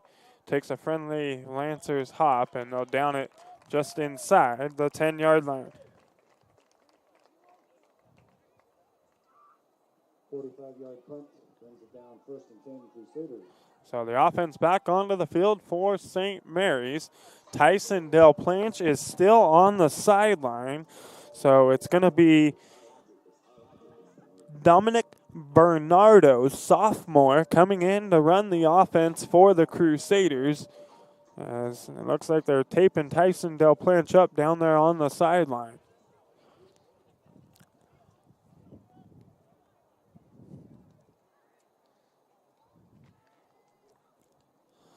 Bernardo, handoff to Indiana Olsen, and he's going to be brought down for a loss of about 1 on the play. Indiana Olsen on carry, no gain. Brings up 2nd and 10.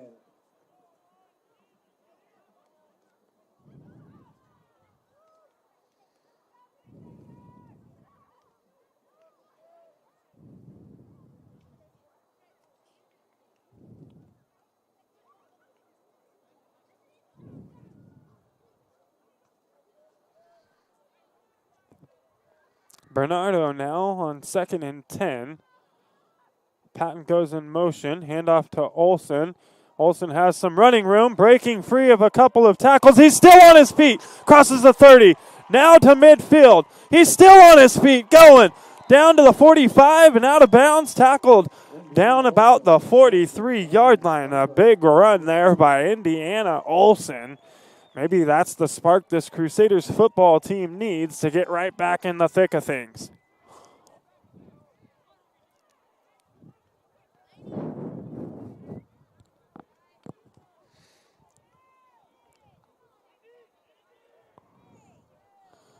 I saw Del Planche's taped up, walking down.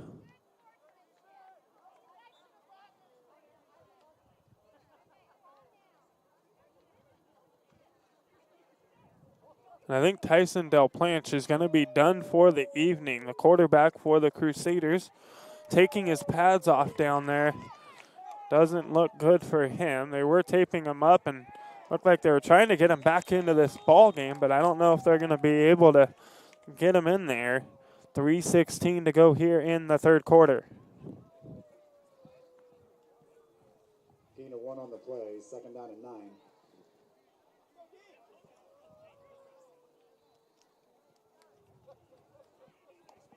Second down and 9 after the handoff to TJ Flowers, goes for about 1 yard.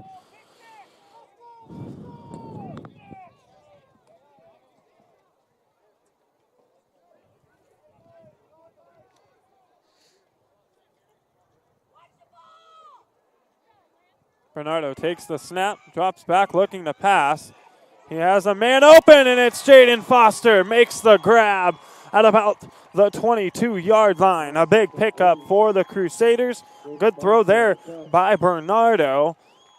And the Crusaders down to about the 22. Foster down on the field. I hope everything's okay for Jaden Foster. He's broke his collarbone the last 2 seasons, and because of that has not been able to play basketball really at all the last 2 seasons, maybe just the last couple games 2 years ago. Last year I know he only got into a couple as well. We hope for the best for him as he's still got a long football season ahead and basketball season closely approaching. And he's going to be a big part of that St. Mary's basketball program this season, leading the way for them. He is a senior this year, so we hope he gets to have a full season of all of his sports. Del Planche now walking back to the sideline, and he has his pads off. I think his night is done. Bernardo, though, has the offense rolling down the field.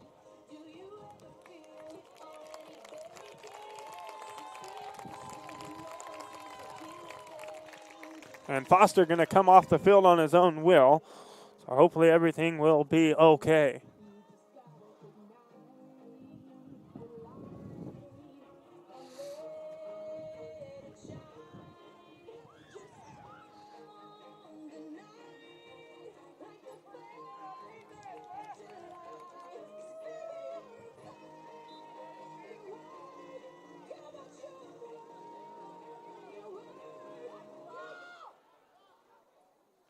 Bernardo hands it off to Olsen. Olsen makes one man miss, but going to be brought down right back at the line of scrimmage for a gain of no yards on the play.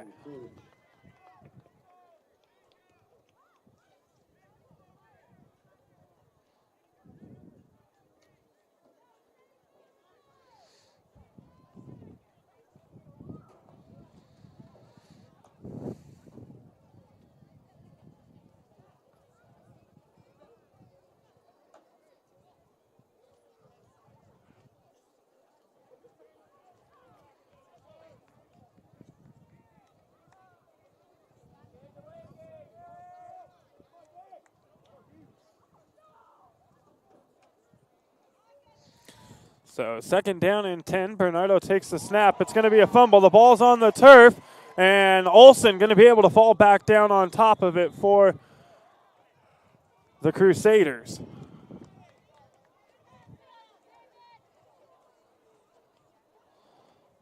And right back at the line of scrimmage. So it's going to be 3rd down and 10 for the Crusaders.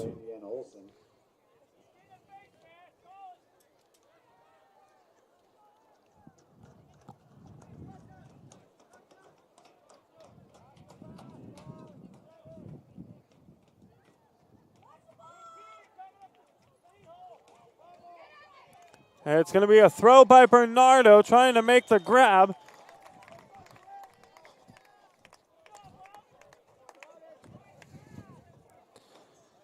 Patton trying to get back to the ball there. Looked like his feet got tangled up with one of those Lancer defenders. No flag on the play. And it's going to be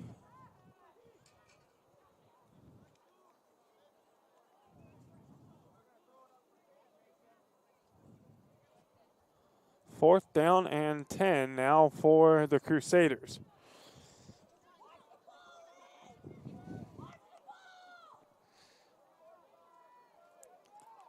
TJ Flowers now working at the quarterback position. Flowers takes the snap, rolls out to his left. He has a man open, he makes the grab, and he's going to get just to about the first down marker. We'll see where they spot the football. It's going to be close. A good job there by TJ Flowers rolling out and making the throw. And they do. They pick up the first down.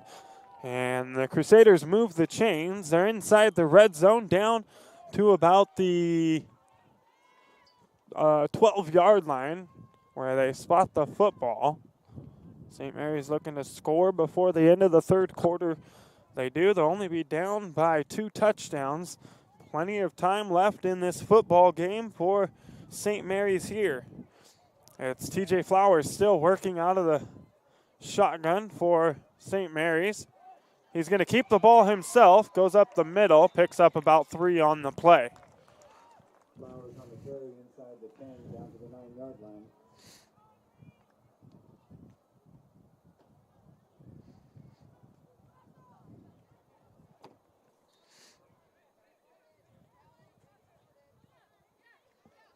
Second and 7 with 20 seconds remaining in the quarter.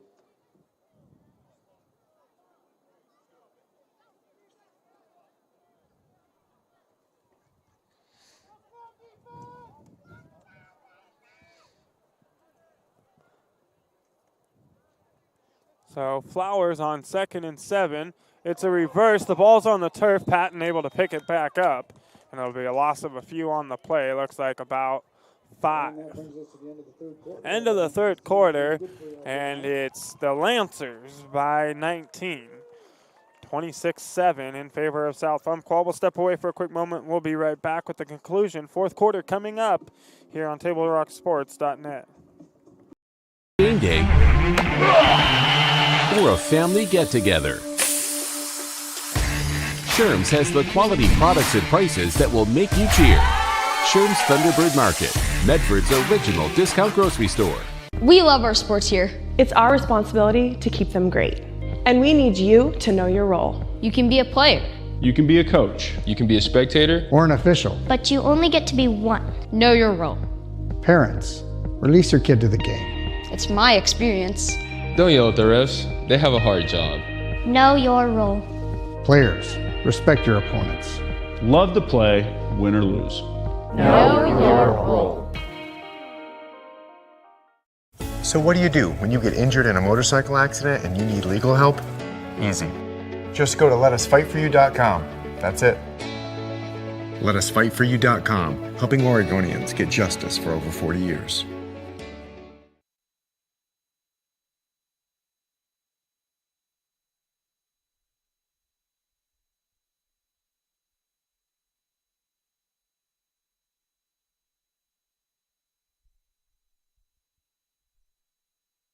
Welcome back to the Lithia Superstore Game of the Week here on TableRockSports.net.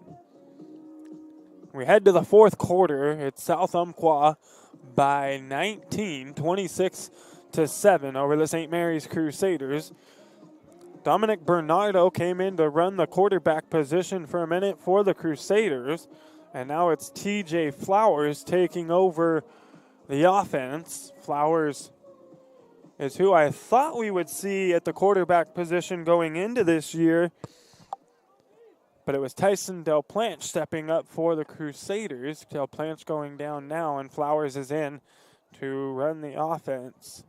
He's got it now, 3rd and 13 for the Crusaders. The ball's marked on the 15-yard line. Flowers rolls out to his right. has Patton open. It's going to be a gain of about 5 or 6 on the play.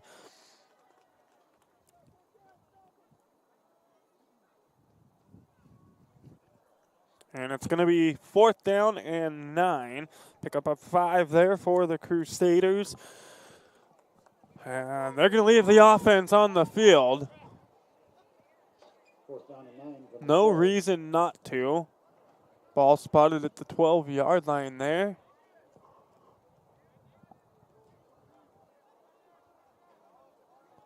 You give it up here to South Umpqua. You're not losing any kind of field position. Flowers, you're going to take the snap, working out of the shotgun. The ball's on the turf. He picks it up, and he's going to be brought down for a loss on the play. And South Umpqua will take over at about the 22-yard line, leading by 19.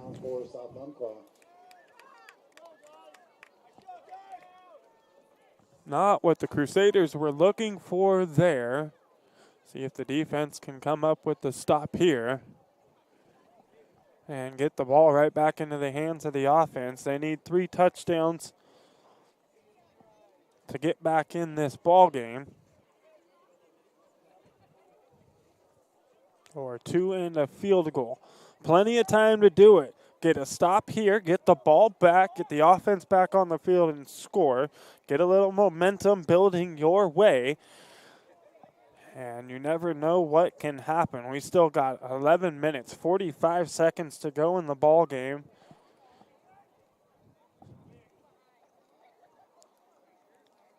Rolling out, here is Johnson. He has a man deep.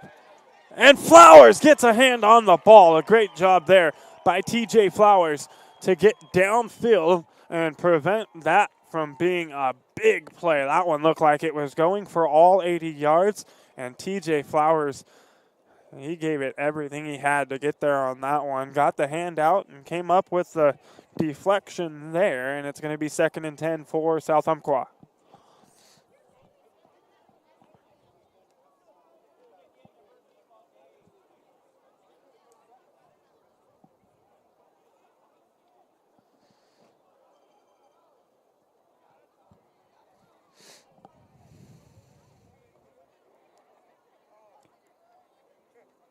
Handoff here goes to Logan. He has some running room out around the outside. He's going to be driven out of bounds, but not before picking up South Umpqua 1st down. They move the chains. They spot the ball at about the 33-yard line.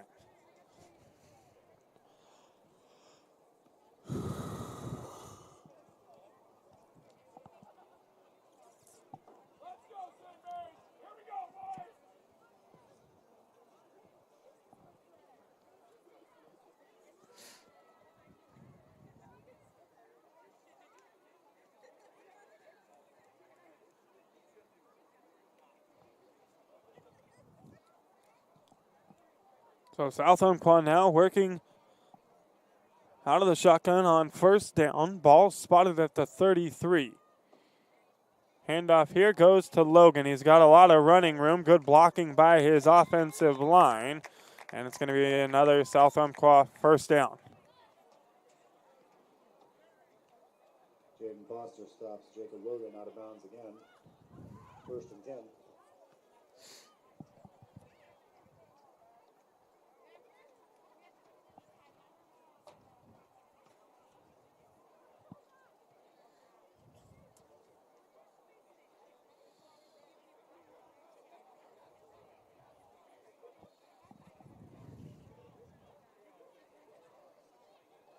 Back to pass. Has a man. And it's caught by Isaac Simpson. And it's a big pickup there for South Umpqua. And another 1st down.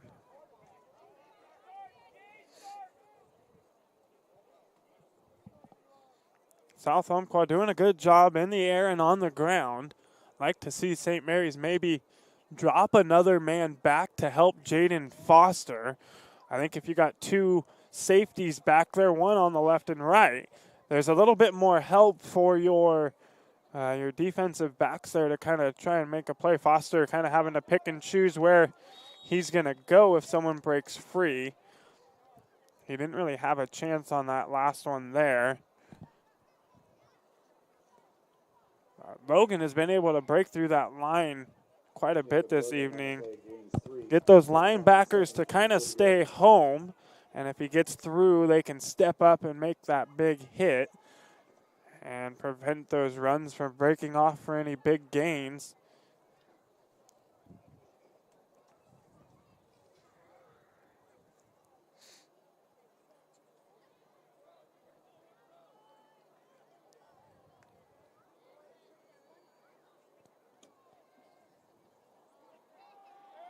Back to pass here. He has a man open. TJ Flowers.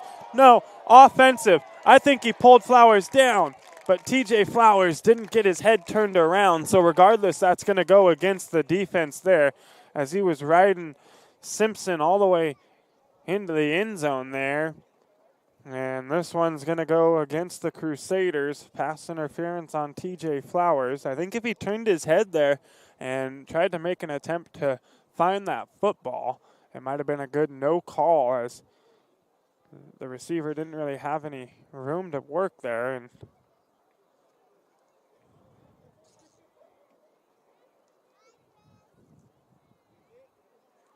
pass interference to call against the Crusaders, penalty being marked on. So they move the chains on the penalty there. South Umpqua with a fresh set of downs.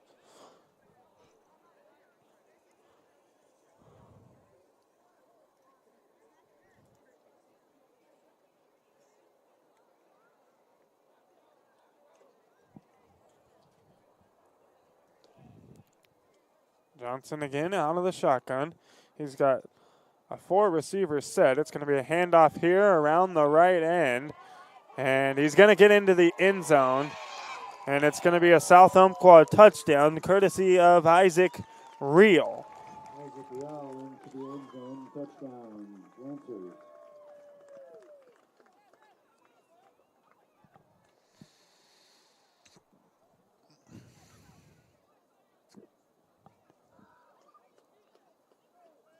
So with 9:54 to go here in the fourth quarter, South Umpqua extends the lead to 32-7, pending the extra point try here from Mason Johnson. Johnson to attempt the extra point. This one is up and it is good. And South Umpqua now leads 33-7 over the St. Mary's Crusaders. You're listening to St. Mary's football here on TableRockSports.net. What is a getaway? Is it leaving the familiar behind? Or discovering a place that feeds your hunger? Where passion sings, food is a culture, and every performance demands an encore. So let the journey be your destination. Then feast your eyes and nourish your soul in Southern Oregon. Your reservation starts when you travel Medford. It's Jeep Adventure Days going on now at Lithia Chrysler Jeep Dodge of Medford. We're stocked up on a great selection of new vehicles from Chrysler, Jeep, Dodge, and of course Ram trucks. Choose from our great selection of new Jeep Gladiator 4x4s or test drive a new 22 Ram 1500 Crew Cab 4x4. And remember, we've added the convenience of test drives from your home and an online process to purchase and deliver your new vehicle. During Jeep Adventure Days, you'll save big on every new vehicle and stock only at the Lithia Chrysler Jeep Dodge of Medford Superstore.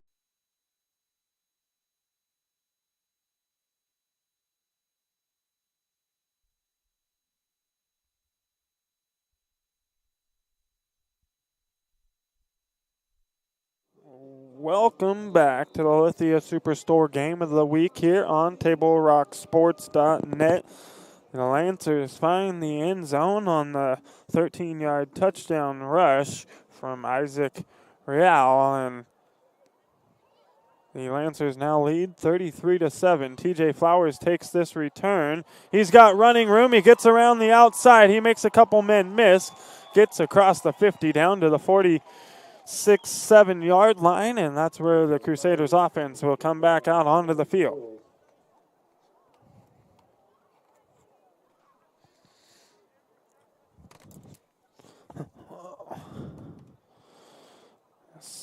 St. Mary's defense doing all they could this evening to stop the South Umpqua offense, who has been dominating teams for the past couple of years. They've been putting up a lot this season through the first 4 games. Toss sweep here to TJ Flowers. Gets out to about the 45-yard line, a pickup of about 2. Elijah Earls along with Josiah Singley on the stop.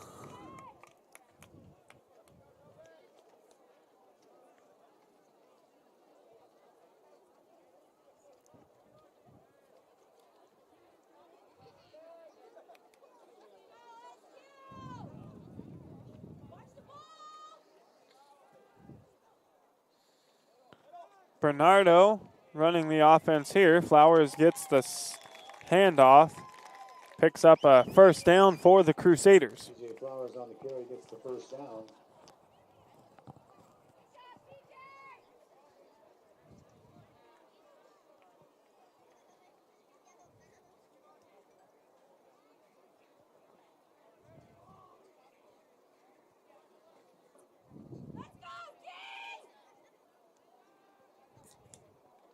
Bernardo, handoff to Olson, cuts back up the middle, and he'll pick up about 4 on the play for the Crusaders. It'll bring up 2nd down and 6.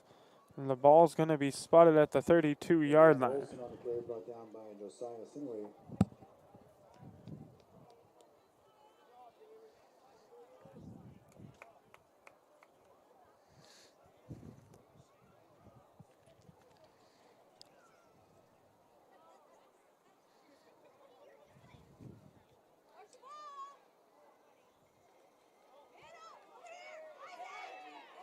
Flowers on the run, breaks 1 tackle, but going to get stuffed and brought down for a gain of maybe 1 on the play.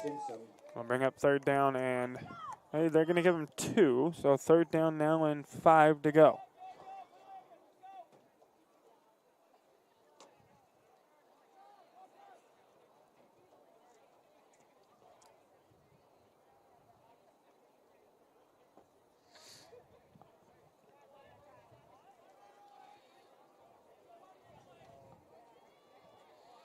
So 3rd and 5. Bernardo is in there. He's got 2 back set. Flowers and Olson back there with him. He's going to look to pass. Throws it deep for Foster. Oh, and he can't make the grab. A good opportunity there for St. Mary's. Not able to convert the 3rd down opportunity, and it's going to bring up 4th and 5 for the Crusaders, and they're going to leave the offense on the field and go for it here with 7:19 to go.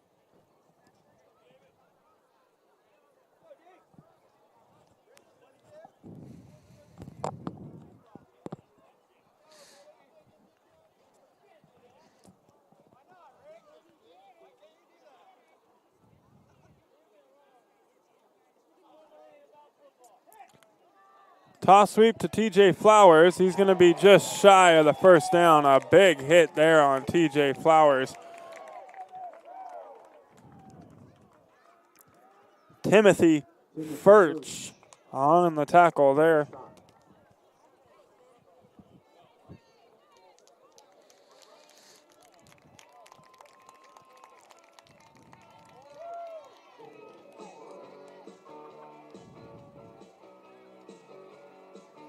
And it's going to be a turnover on downs for the Crusaders. The Lancers offense back now onto the field.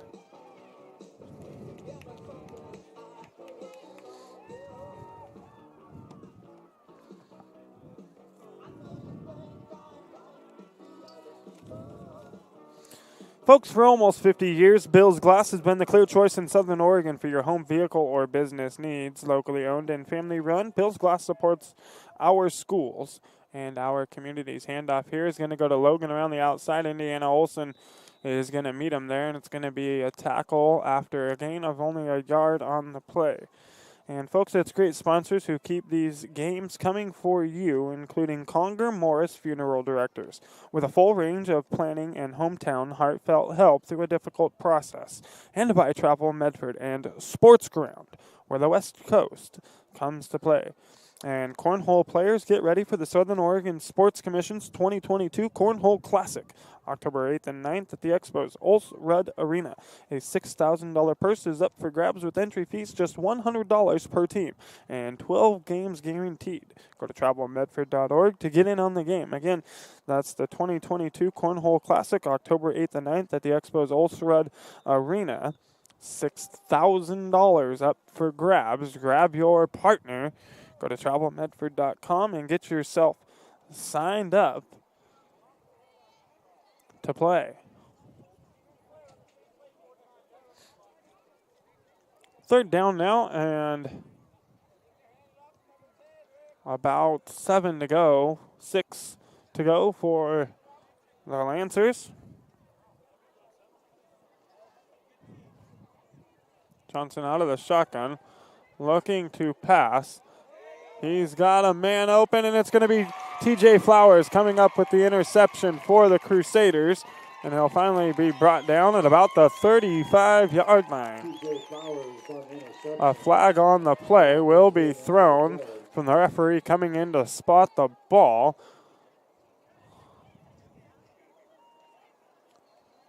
We'll see what the call is here. Not sure what it's going to be. I didn't see anything down there.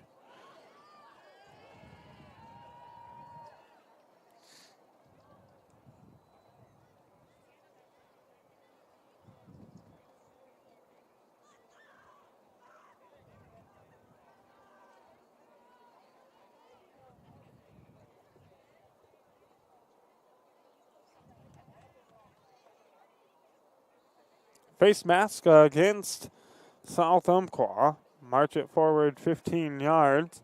And the Crusaders will have good field position here.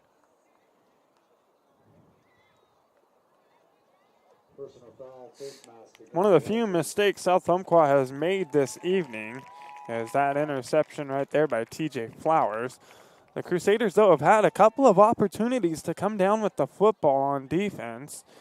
Foster had a couple, and Flowers and I think Patton dropped one as well.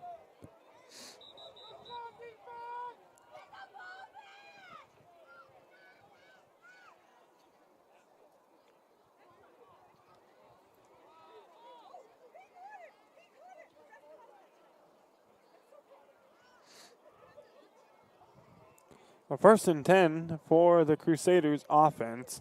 It's still Bernardo at the quarterback position.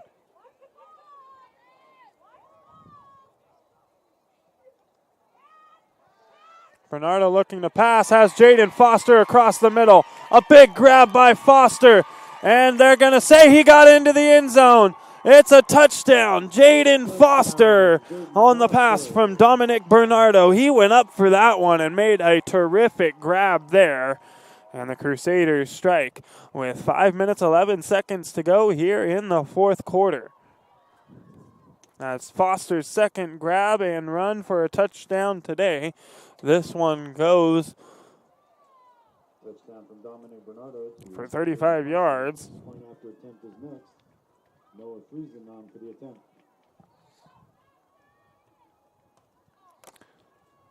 80, 90 yards on the 2 touchdown grabs this evening by Jaden Foster. Noah Friesen's kick is up, and his kick is good. He's now 22 for 22 on the season on extra point opportunities. The Crusaders now down 33-14, 5:11 to go here in the fourth quarter. We'll step away for a quick moment. We'll be right back, though, with more Crusaders football on TableRockSports.net. If things aren't scripted. If you're an athlete, we need people like you and translate those skills to officiating. You can get a lot out of it. It happens in every town, in every game. We never have a perfect game, but the rewards always outweigh the negativities.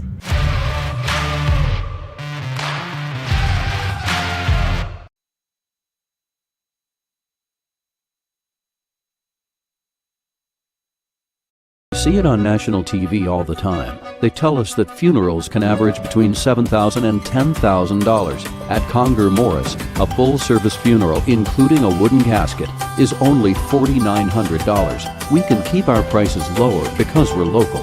In fact, we're the only locally owned, family-run, full-service funeral and cremation provider in the Valley. Call us today to schedule an appointment for personalized assistance with our caring staff. Conger Morris will always be there. Welcome back to the Lithia Superstore Game of the Week here on TableRockSports.net. Jaden Foster with a 35-yard touchdown grab and run from Dominic Bernardo, and it's 33-14 in favor of the Lancers. Kick here. Trying to find some running room is Isaac Real, and he's going to be brought down finally at about the 31-yard line with 4:58 to go here in the fourth quarter.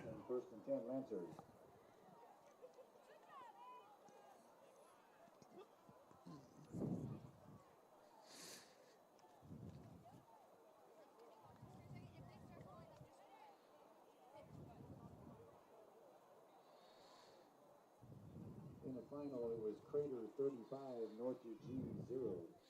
Crater wins by a final score this evening of 35-0.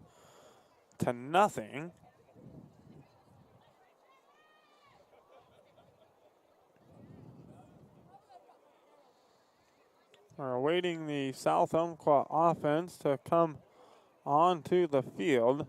4:58 to go here in this football game.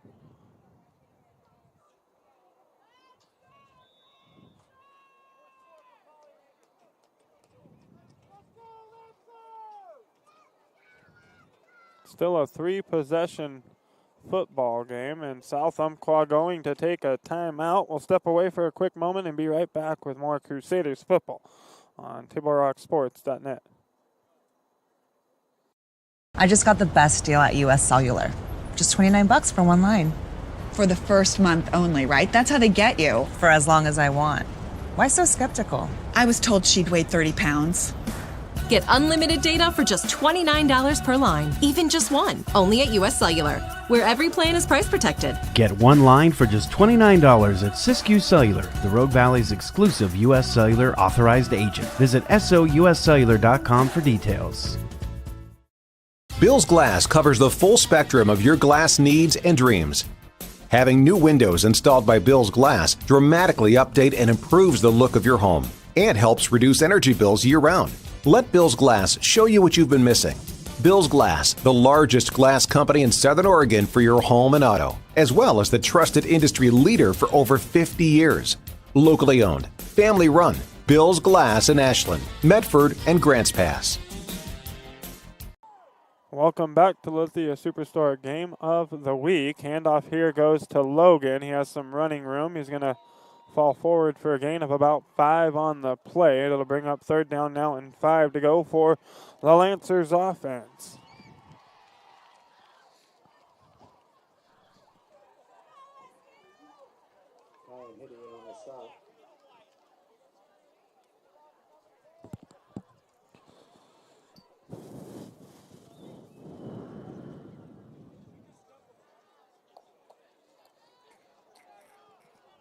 So second and 5 for the Lancers. At second down up on the board. It was actually first. Handoff again to Logan, trying to get around the outside. He can't quite do it. He'll fall forward for a gain of about 1.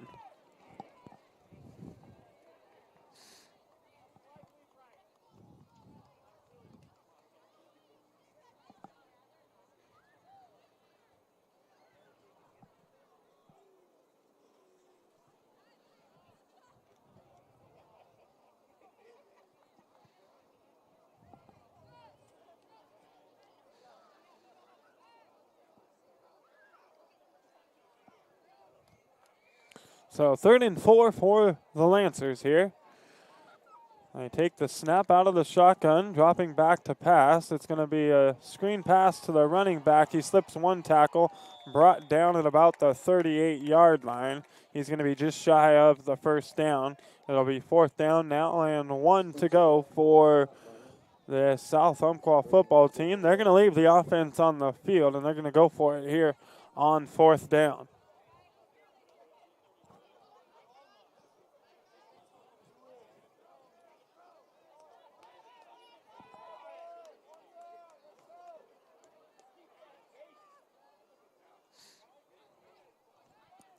Fourth and 1, the handoff goes to Logan. He's hitting the backfield, and he's going to be brought down behind the line of scrimmage, and the Crusaders come up with a big 4th down stop there. 2:47 to go here in the football game, and the Crusaders offense coming back onto the field. They trail by 3 possessions here, though.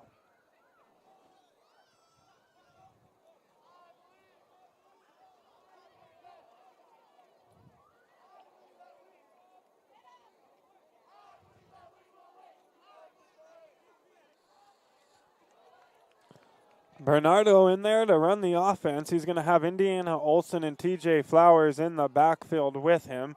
It's going to be Jaden Foster, single receiver off to the left, and the other Spencer Patton off to the right for St. Mary's. Handoff to Flowers. Flowers looking to go somewhere, and he's going to be brought down for a loss of about 10, 11 on the play there.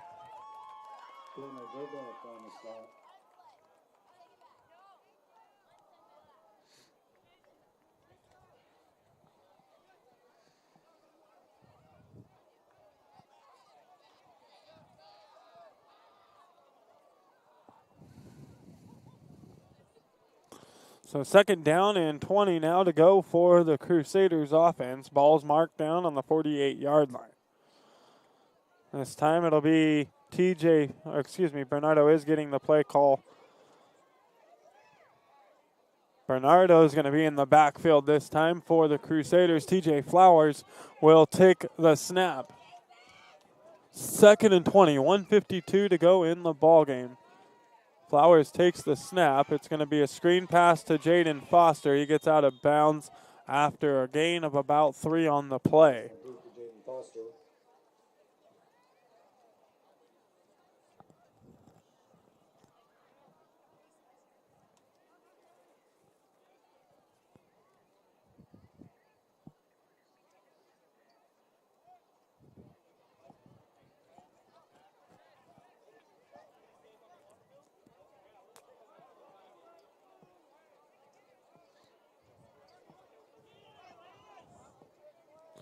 So 3rd and 18 now for the Crusaders. Flowers is going to take the snap and handle it for St. Mary's. Drops back here, looking to pass.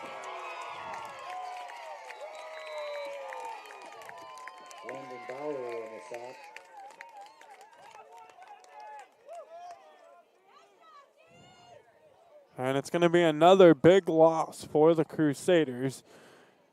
They got to get all the way to the 29-yard line to pick up the 1st down. The ball spotted on the other side of the 50 at the 41. The 43, excuse me.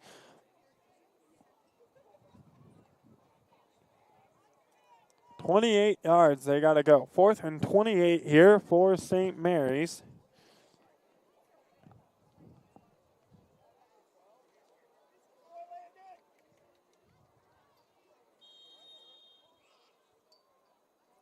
And the Crusaders will take a timeout here with 50 seconds to go in the ball game, trailing by 19.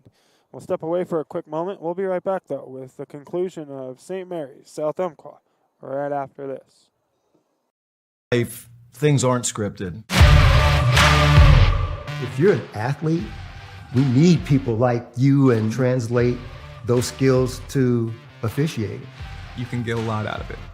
It happens in every town, in every game. We never have a perfect game, but the rewards always outweigh the negativities.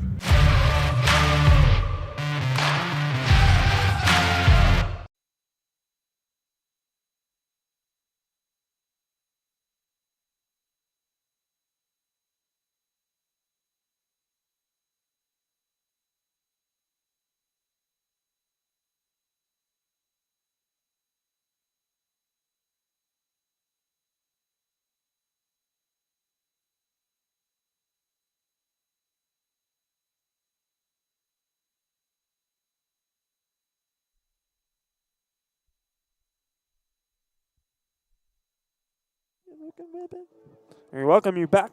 It's 4th and 28 for the Crusaders.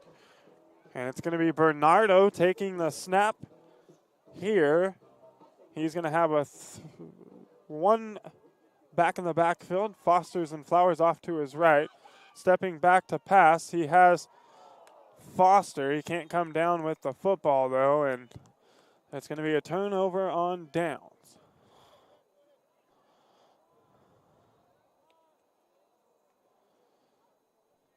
45 seconds to go here in the fourth quarter. South Umpqua is going to walk away with a victory this evening over St. Mary's by 19. A valiant effort by the Crusaders, though. This was a different ball game than was played a year ago by these two teams, which saw South Umpqua just run away with things. St. Mary's has some things they can build on here and some stuff they'll work on during the week. A very winnable game next week for the Crusaders against Douglas, and then another winnable ball game for them against Cascade Christian, or excuse me, against Brookings, and then they'll see Cascade Christian 3 weeks from now here on this very same field.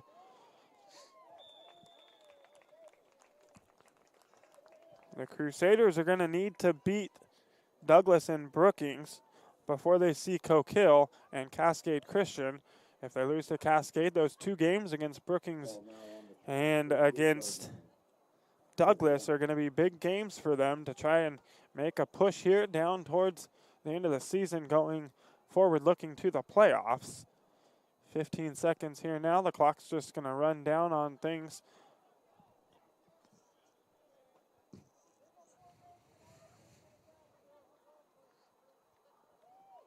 One last play here. It's David Logan, sophomore running back, getting into the ball game for the last couple of plays. And he's going to pick up a couple on that one, but that'll do it for this one. South Umpqua is going to come away victorious, 33-14. Not the results that the Crusaders were looking for this evening, but definitely some things you can build on after this one. Your defense, they're doing what they need to do. They held this South Umpqua team to under 40 points. It's something nobody else has been able to do this year. If their offense could have stepped up and produced the way they have been early on in the season, it could have been a little bit closer going down the stretch here in this one, but the Lancers are going to walk away with a 19-point victory, 33-14.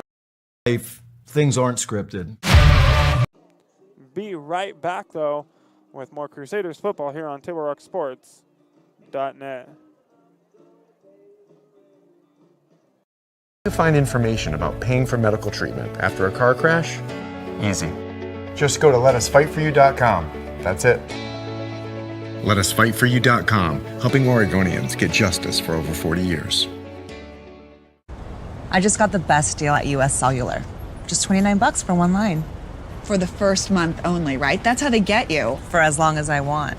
Why so skeptical? I was told she'd weigh 30 pounds. Get unlimited data for just $29 per line, even just one, only at US Cellular, where every plan is price protected. Get one line for just $29 at Siskiyou Cellular, the Rogue Valley's exclusive US Cellular authorized agent. Visit souscellular.com for details. So what do you do when you can't work because you were injured on the job? Easy. Just go to letusfightforyou.com. That's it. LetUsFightForYou.com, helping Oregonians get justice for over 40 years.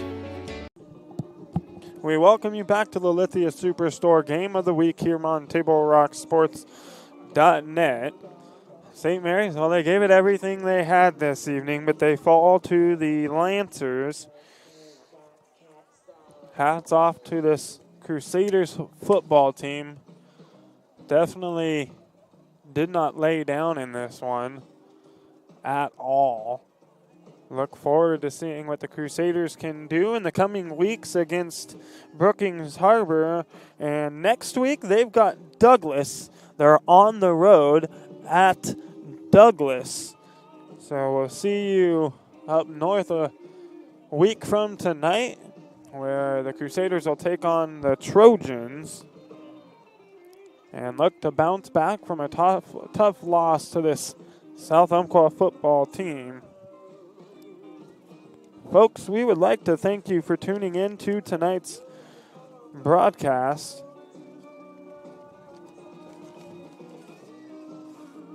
We would like to thank St. Mary's High School Athletic Director Jamie Young for hosting the Lithia Superstore Game of the Week here on TableRockSports.net. And special thanks to head coaches Steve Stebbins of South Umpqua and Jamie Young of St. Mary's. All right, next Table Rock Sports production will be, well, I'm not sure what's on the schedule for tomorrow. Might have some Ospreys Road Community College soccer going on, not sure. Not very many Saturday games for soccer at the high school level this year like we're used to maybe seeing, but just go to the website, TableRockSports.net, and you can find any of those games going on maybe tomorrow. And then we're back in action next week, games all across the valley. And then the St. Mary's football team on the road next Friday at Douglas. We'll be there covering that one. We'll have all the action here on TableRockSports.net. Again, the final score on the John L. Scott scoreboard. The Crusaders lose to the South Umpqua Lancers by a final score of 33-14. This has been a special presentation of Table Rock Sports. Our executive producer for tonight's event is Joe Brett. With Colton Treadway, I'm Joseph Brett saying thanks for watching and good night from Lithia Driveway Park here at Gary H. Wheeler Field here in Medford, Oregon.